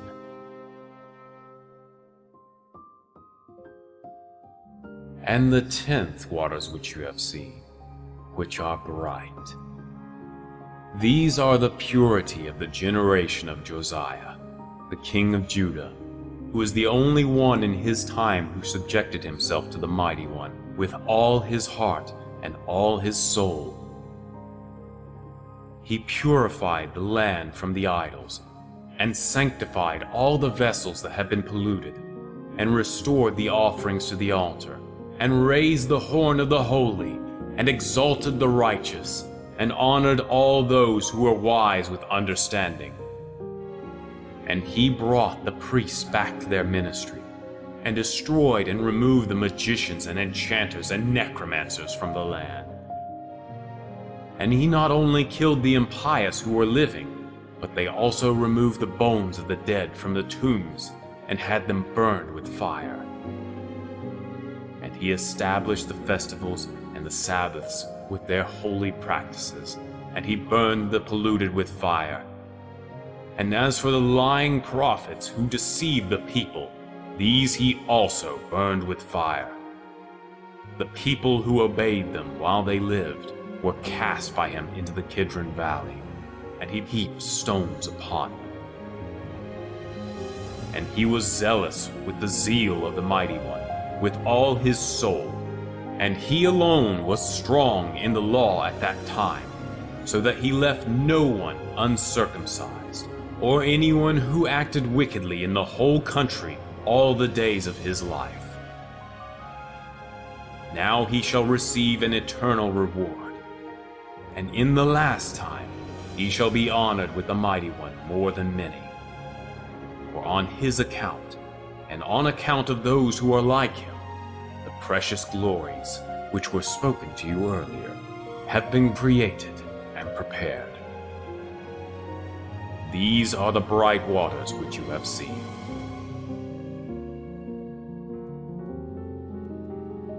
And the 11th waters which you have seen, which are black. These are the disaster that has now befallen Zion. Do you think that in the Mighty One's presence there is no mourning among the heavenly messengers because Zion is delivered up in this way? And behold, the nations rejoice in their hearts, and the crowds are before their idols and say, "She who has often trodden down others has herself been trodden down, and she who has subjugated has herself been subjugated." Do you think that the Most High rejoices in these things, or that his name is glorified? But how will it be with his righteous judgment? But after these things, those scattered among the nations will be taken hold of by tribulations and live in shame in every place. For as far as Zion is delivered up, and Jerusalem laid to waste, the idols in the cities of the nations will prosper, and the smoke's vapor arising from the incense of the law's righteousness is extinguished in Zion. And everywhere in the region of Zion, behold, there is the smoke of impiety. But the king of Babel will arise, the one who has now destroyed Zion, and he will boast over the people. And in his heart he will make haughty declarations in the presence of the Most High. But he too will fall at last. These are those black waters.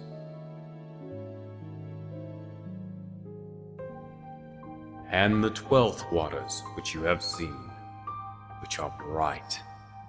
This is the word. For after these things there will come a time when your people will fall into such a distress that they will all be in danger of perishing together. Yet they will be saved, and their enemies will fall before them. And in time they will have much joy.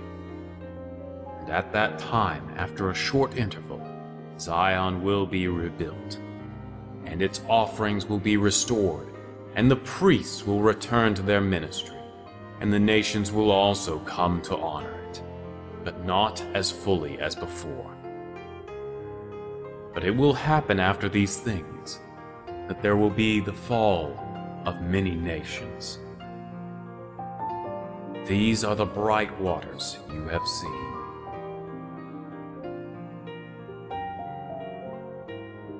Chapter 69 to 76. With regard to the final waters which you have seen, which are blacker than all those before them, those which followed the 12th, which were collected together, they apply to the whole world. For from the beginning the Most High made a division, for he alone knows what will happen in the future. For with regard to the evils of the coming impieties that would be wrought before him, he foresaw 6 kinds. And with regard to the good works of the righteous that would be accomplished before him, he foresaw 6 kinds in addition to those that he himself would accomplish at the end of the world. Therefore, these are not black waters with black, nor bright with bright, for this is the consummation. Therefore, hear the interpretation of the final black waters, which will follow the black waters. This is the word. Behold, the days are coming, when the time of the world has ripened, and the harvest of its evil and good seeds has come. And it will happen at that time that the Mighty One will bring confusion of spirits and consternation of heart over the earth, and its inhabitants, and its rulers. And they will hate one another, and provoke one another to fight.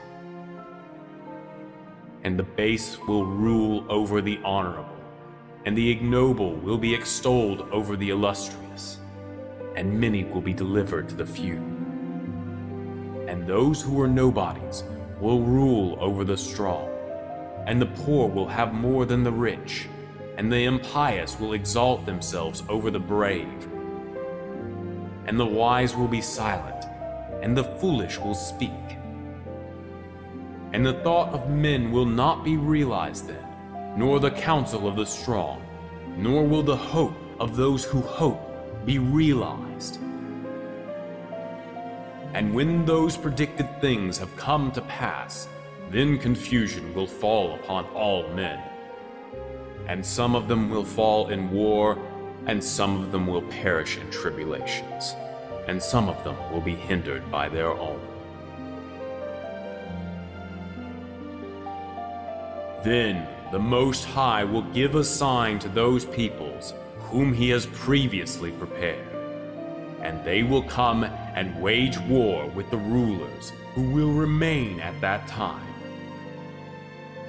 And it will happen that he who saves himself from the war will die in an earthquake, and he who saves himself from the earthquake will be burned by fire, and he who saves himself from the fire will perish by famine. And it will happen that anyone who saves himself and escapes from everything that has been previously said, both those who have won and those who have been overcome, will all be delivered into the hands of my servant, the Anointed One. For the whole earth will devour its inhabitants.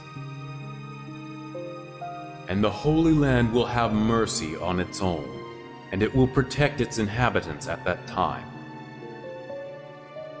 This is the vision which you have seen, and this is its interpretation. For I have come to tell you these things, because your prayer has been heard by the Most High.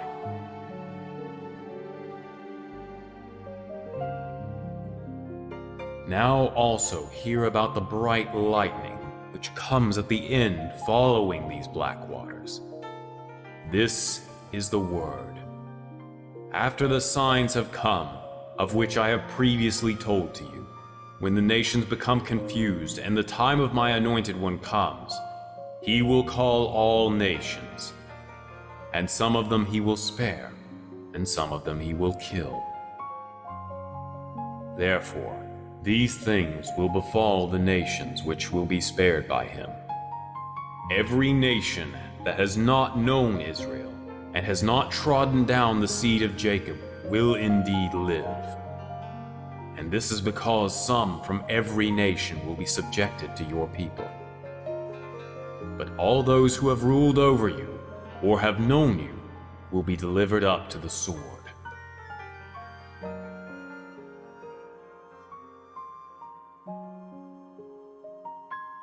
And it will happen that after he has brought low everything which is in the world, and has sat down in eternal peace on the throne of the kingdom, then joy will be revealed, and rest will appear.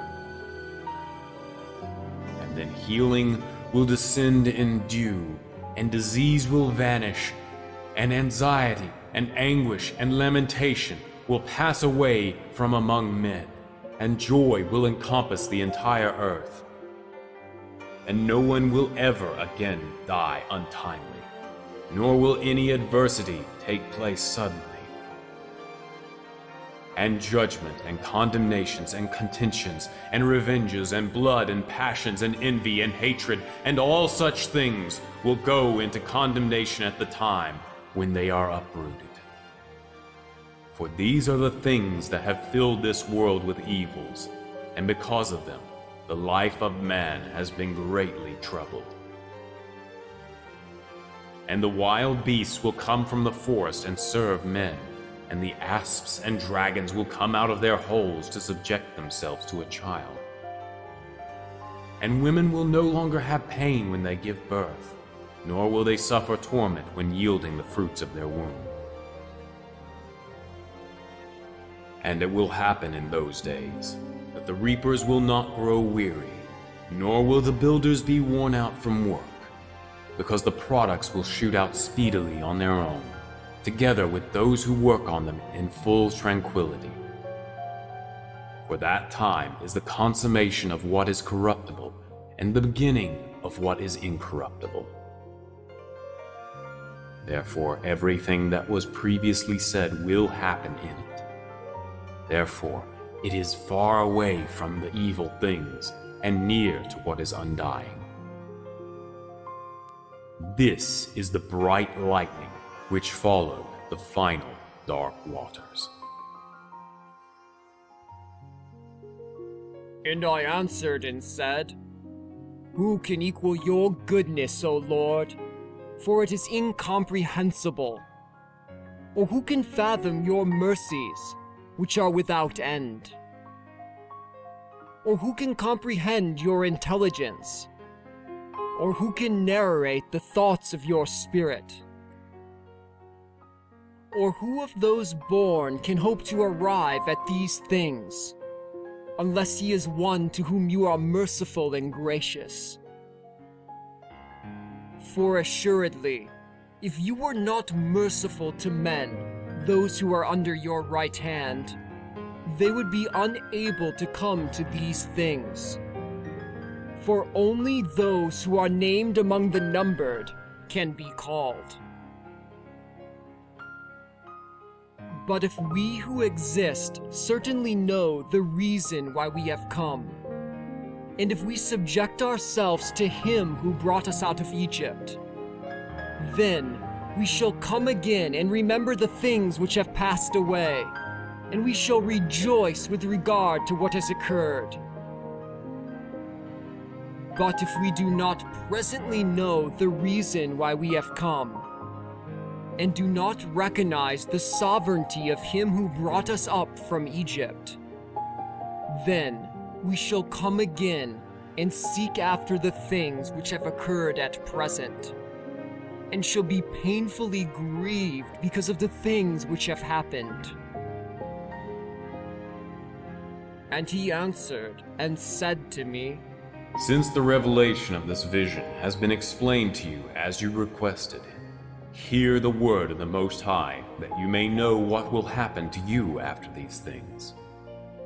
For you will surely depart from this world, nevertheless not to death, but to be preserved unto the consummation of the times.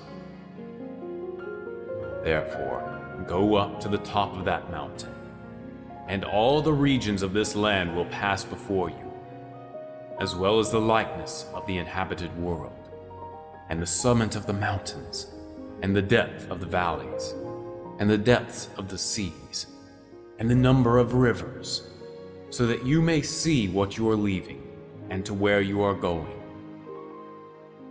Now this will happen after 40 days. Therefore go now, during these days, and instruct the people as much as you are able, so that they may learn so as not to die in the last time, but may learn so that they might live in the last times.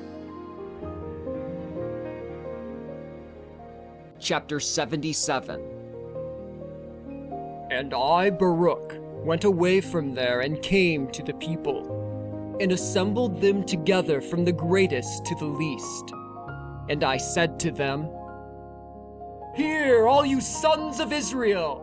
Look how many you are who remain of the 12 tribes of Israel. For to you and to your fathers the Lord gave the law above all nations. And because your brothers have transgressed the commandments of the Most High, He brought vengeance upon you and upon them. And He did not spare the first only, but He also gave the latter into exile, and did not leave a remnant of them. And look, you are here with me.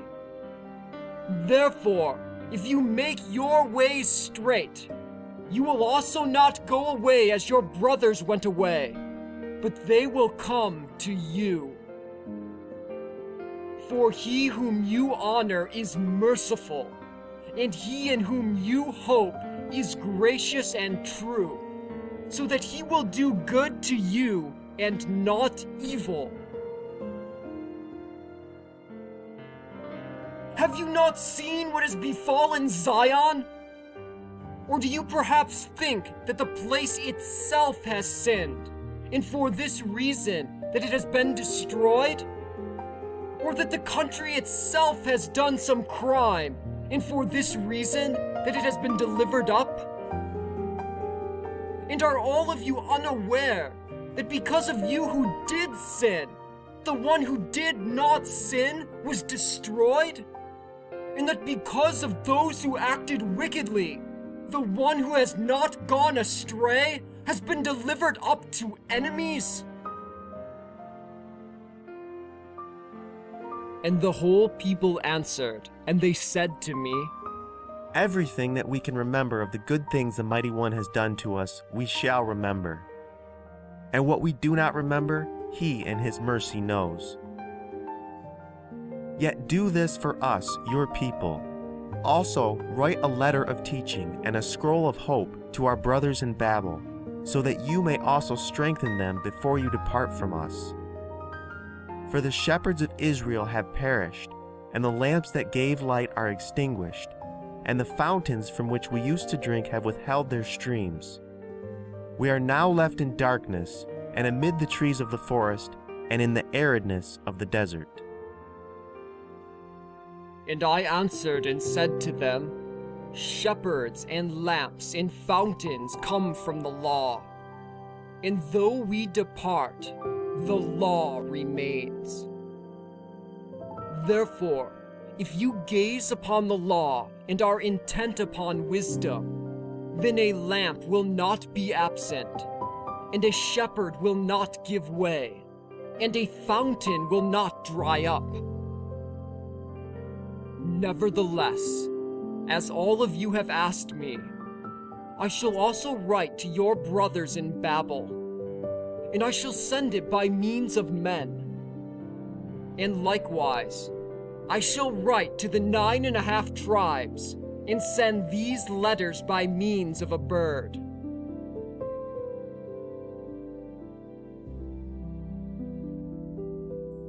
And it happened on the 21st day of the 8th month, that I, Baruch, came and sat down under the oak in the shadow of its branches. And no one was with me, I was alone. And I wrote 2 letters. One I sent by means of an eagle to the 9.5 tribes. And the other I sent by means of 3 men to those who were in Babel. And I called an eagle and spoke the following words to him. You have been created by the Most High to be higher than any other bird. But now, go, and do not tarry in any place, nor enter into a nest, nor perch on any tree, until you have flown over the breadth of the many waters of the Euphrates River, and have come to the people who live there, and dropped this letter down to them. For remember, at the time of the flood, Noah received the fruit of the olive tree from a dove when he sent it forth from the ark. And also, the ravens served Elijah by bringing food to him as they were commanded.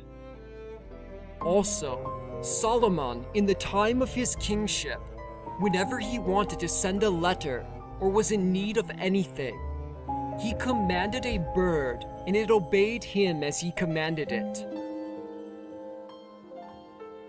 And now, do not be reluctant, and do not deviate to the right nor to the left, but fly and go straight away, that you may preserve the command of the Mighty One as I have told you.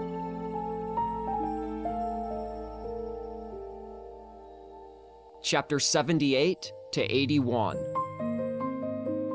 These are the words of the letter which Baruch, son of Neriah, sent to the 9.5 tribes which were across the river, in which were written the following things.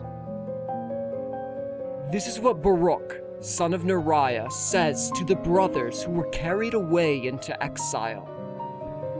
Grace and peace be with you. I remember, my brothers, the love of him who created us, who loved us from the beginning, and who never hated us, but, on the contrary, chastised us. And truly, I know, are we not all, the 12 tribes, bound by one exile, as we also descend from one father? Therefore, I have been the more diligent to leave you the words of this letter before I die, so that you may be comforted with regard to the evils which have befallen you, and so that all of you may also be grieved with regard to the evils which have befallen your brothers. And then further, so that you may realize that his decreed judgment against you to be carried away into exile is a righteous judgment. For what you have suffered is disproportioned to what you have done, in order that you may be found worthy of your fathers in the last times. Therefore, if you deem that what you have now suffered is for your good, in order that you may not be condemned at the end and be tormented, then you shall receive everlasting hope. And if, above all, you purge your hearts from the idle error for which you went away from here. For if you do these things, he shall continually remember you. He is the one who, on our behalf, always promised to those who were more excellent than ourselves that he will never forget or forsake our seed. But with much mercy, he will reassemble all those who were dispersed. Therefore, my brothers, learn first what befell Zion, that is, how Nebuchadnezzar, king of Babel, came up against us. For we have sinned against him who created us, and have not observed the commandments that he commanded us to keep. And yet, he has not chastised us as we deserved. For what befell you, we also suffer, even more, for it befell us as well. And now, my brothers, when the enemies had surrounded the city, angels were sent from the Most High, and they demolished the fortification of the strong wall, and he destroyed the solid iron corners which could not be dislodged. Nevertheless, they hid the holy vessels, lest they be polluted by the enemies. And when they had done these things, they immediately left the following to the enemies: the demolished wall, and the plundered house, and the burned temple, and the people who were overcome because they were delivered up, lest the enemy should boast and say, "We have overcome to such an extent that we have even destroyed the house of the Most High." They have also bound your brothers and carried them away to Babel, and have caused them to live there. And we have been left here with very few. This is the tribulation about which I write to you. For truly I know that the inhabitants of Zion were a consolation to you. As long as you knew that they were prosperous, this was more important than the tribulation you endured being separated from them. But also hear the word of consolation. For I was mourning over Zion, and I asked for mercy from the Most High, and said, "Will these things continue for us until the end? And will these evils befall us always?" And the Mighty One acted according to the multitude of his graces, and the Most High acted according to the magnitude of his mercy. And he revealed a word to me, so that I might be comforted, and he showed me visions, so that I might never again be anguished. And he made known to me the mysteries of the times, and showed me the coming of the seasons. Chapter 82 to 84. Therefore, my brothers, I have written to you that you may find comfort with regard to the multitude of tribulations. For all of you know that our Creator will surely avenge us on all of our enemies, according to everything which they have done against us and among us. And also, that the consummation prepared by the Most High is near, and that His grace is coming, and that the fulfillment of His judgment is not far off. For at the present, we see the multitude of all the nations' prosperity, while they have acted wickedly, but they will be like a vapor. And we behold the multitude of their power, while they act impiously, but they will be made like a drop. And we see the strength of their power, while they resist the Mighty One every hour, but they will be counted like spittle. And we ponder about the glory of their majesty, while they do not keep the statutes of the Most High, but they will pass away like smoke. And we think about the beauty of their gracefulness, while they are soaked in pollutions, but they will fade away like withering grass. And we ponder about the strength of their cruelty, while they do not remember the end, but they will be broken like a passing wave. And we note the pride of their power, while they deny the goodness of God by whom it was given to them. But they will vanish like a passing cloud. For the Most High will certainly hasten His times, and He will certainly bring about His seasons. And He will certainly judge those who are in His world. And He will truly inquire into everything with regard to all their sinful works. And He will certainly investigate the secret thoughts and what is stored up in the inner chambers of each one of man's members. And He will make those things manifest in the presence of everyone with blame. Therefore, let none of these present things enter into your heart, but on the contrary, let us be expectant, since what was promised will come.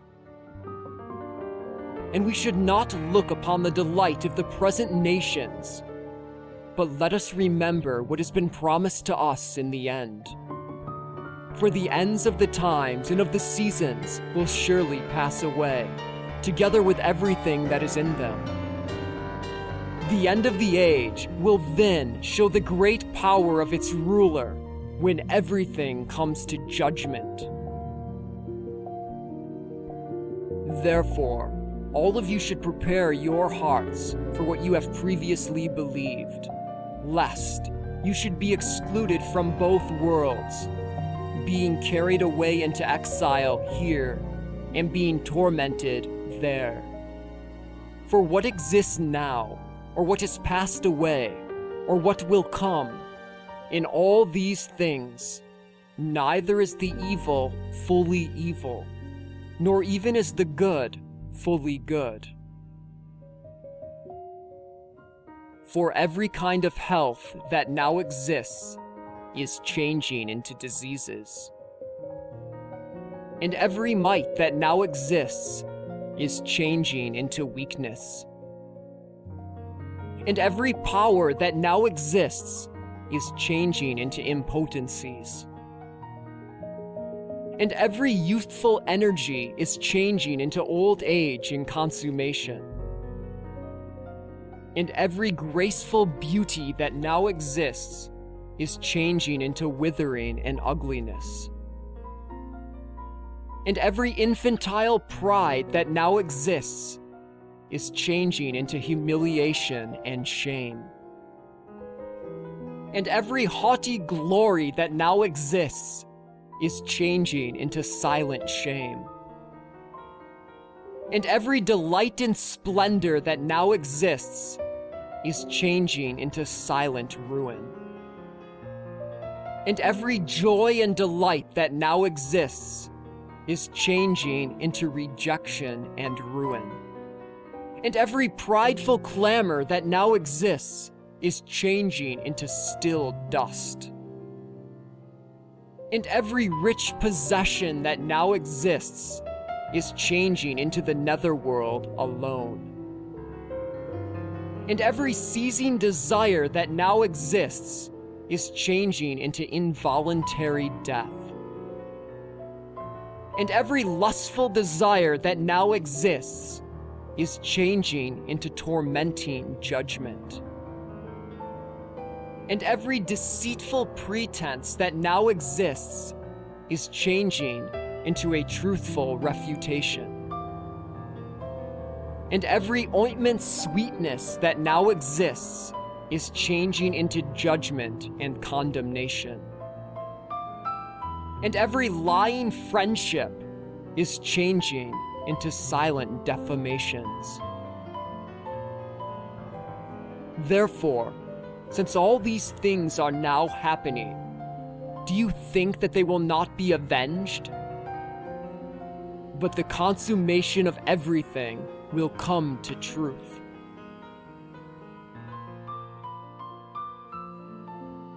Now, while I still live, I gave you knowledge. For I have said that all of you should, above all, learn the commandments of the Mighty One, in which I shall instruct you. And before I die, I shall set before you some of the commandments of his judgment. Remember that in the past, Moses called the heavens and the earth to witness against you and said, "If you transgress the law, you shall be dispersed. But if you keep it, you shall be planted." And he also spoke other things to you when all of you were 12 tribes together in the desert.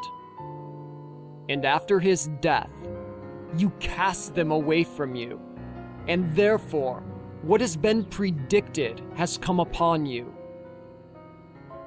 And now Moses spoke to you before these things befell you, and behold, they have befallen you, for you have forsaken the law.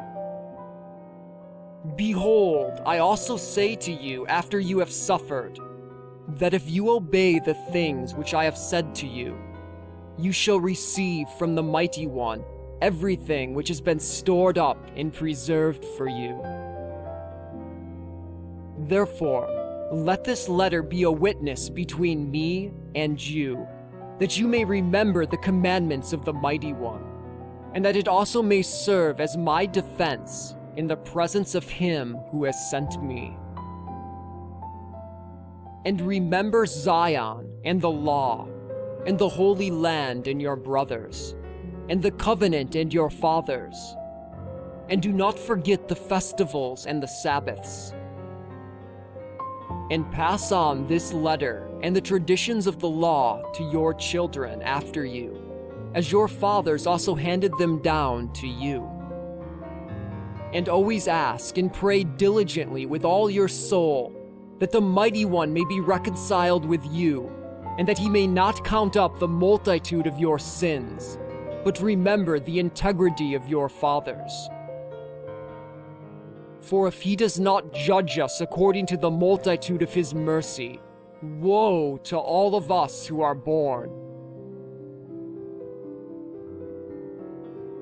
Chapter 85 to 87. Further, know that in former times and in former generations, our fathers had helpers, righteous prophets and holy ones. Moreover, we were in our own land, and they helped us when we sinned, and they intervened for us with him who had created us, since they trusted in their works. And the Mighty One heard them and purged us from our sins. But now, the righteous have been assembled, and the prophets are sleeping. We too have left the land, and Zion has been taken away from us. And now we have nothing, except for the Mighty One and his law. Therefore, if we direct and dispose our hearts, we shall receive everything which we lost, tremendously multiplied. For whatever we lost was subjected to corruption, and whatever we receive will not be corruptible. Therefore, I have also written to our brothers in Babel, so that I may attest these things to them as well. And everything that I have previously told you should be before your eyes always, since we are still in the spirit of the power of our liberty. And further, the Most High is also long-suffering towards us here, and he has shown to us what is to come, and has not concealed from us what will happen at the end.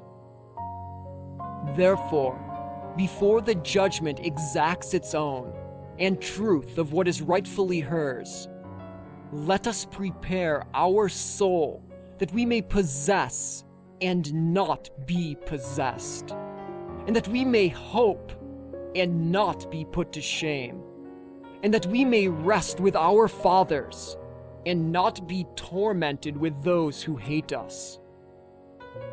For the youth of this world has passed away, and the vigor of creation is already exhausted. And the advent of the times is very near. Indeed, they will have passed by. And the pitcher is near to the cistern, and the ship to the port, and the journey's course to the city, and life to its consummation. And further, prepare your souls, so that, after you have sailed and disembarked from the ship, you may find rest, and not be condemned once you have arrived. For behold, the Most High will bring all these things to pass. There will never again be an opportunity for repentance, nor a limit to the times, nor a duration of the seasons, nor a change of ways, nor an opportunity for prayer, nor sending up petitions, nor acquiring knowledge, nor giving love, nor opportunity for a soul to repent, nor supplications for offenses, nor prayers of the fathers, nor intercession of the prophets, nor help of the righteous. For there is the sentence of judgment to corruption, the way to the fire, and the path that leads to glowing coals. That is why there is one law through one world, and an end for all those who dwell in it. Then he will preserve those whom he is able to forgive, and he will purge them from sins. And at the same time, he will destroy those who are polluted with sins. Therefore, when you receive my letter, read it carefully in your assemblies, and meditate upon it, in particular on the days of your fasts. And remember me by this letter, as I also, in the same way, remember you by it, and always.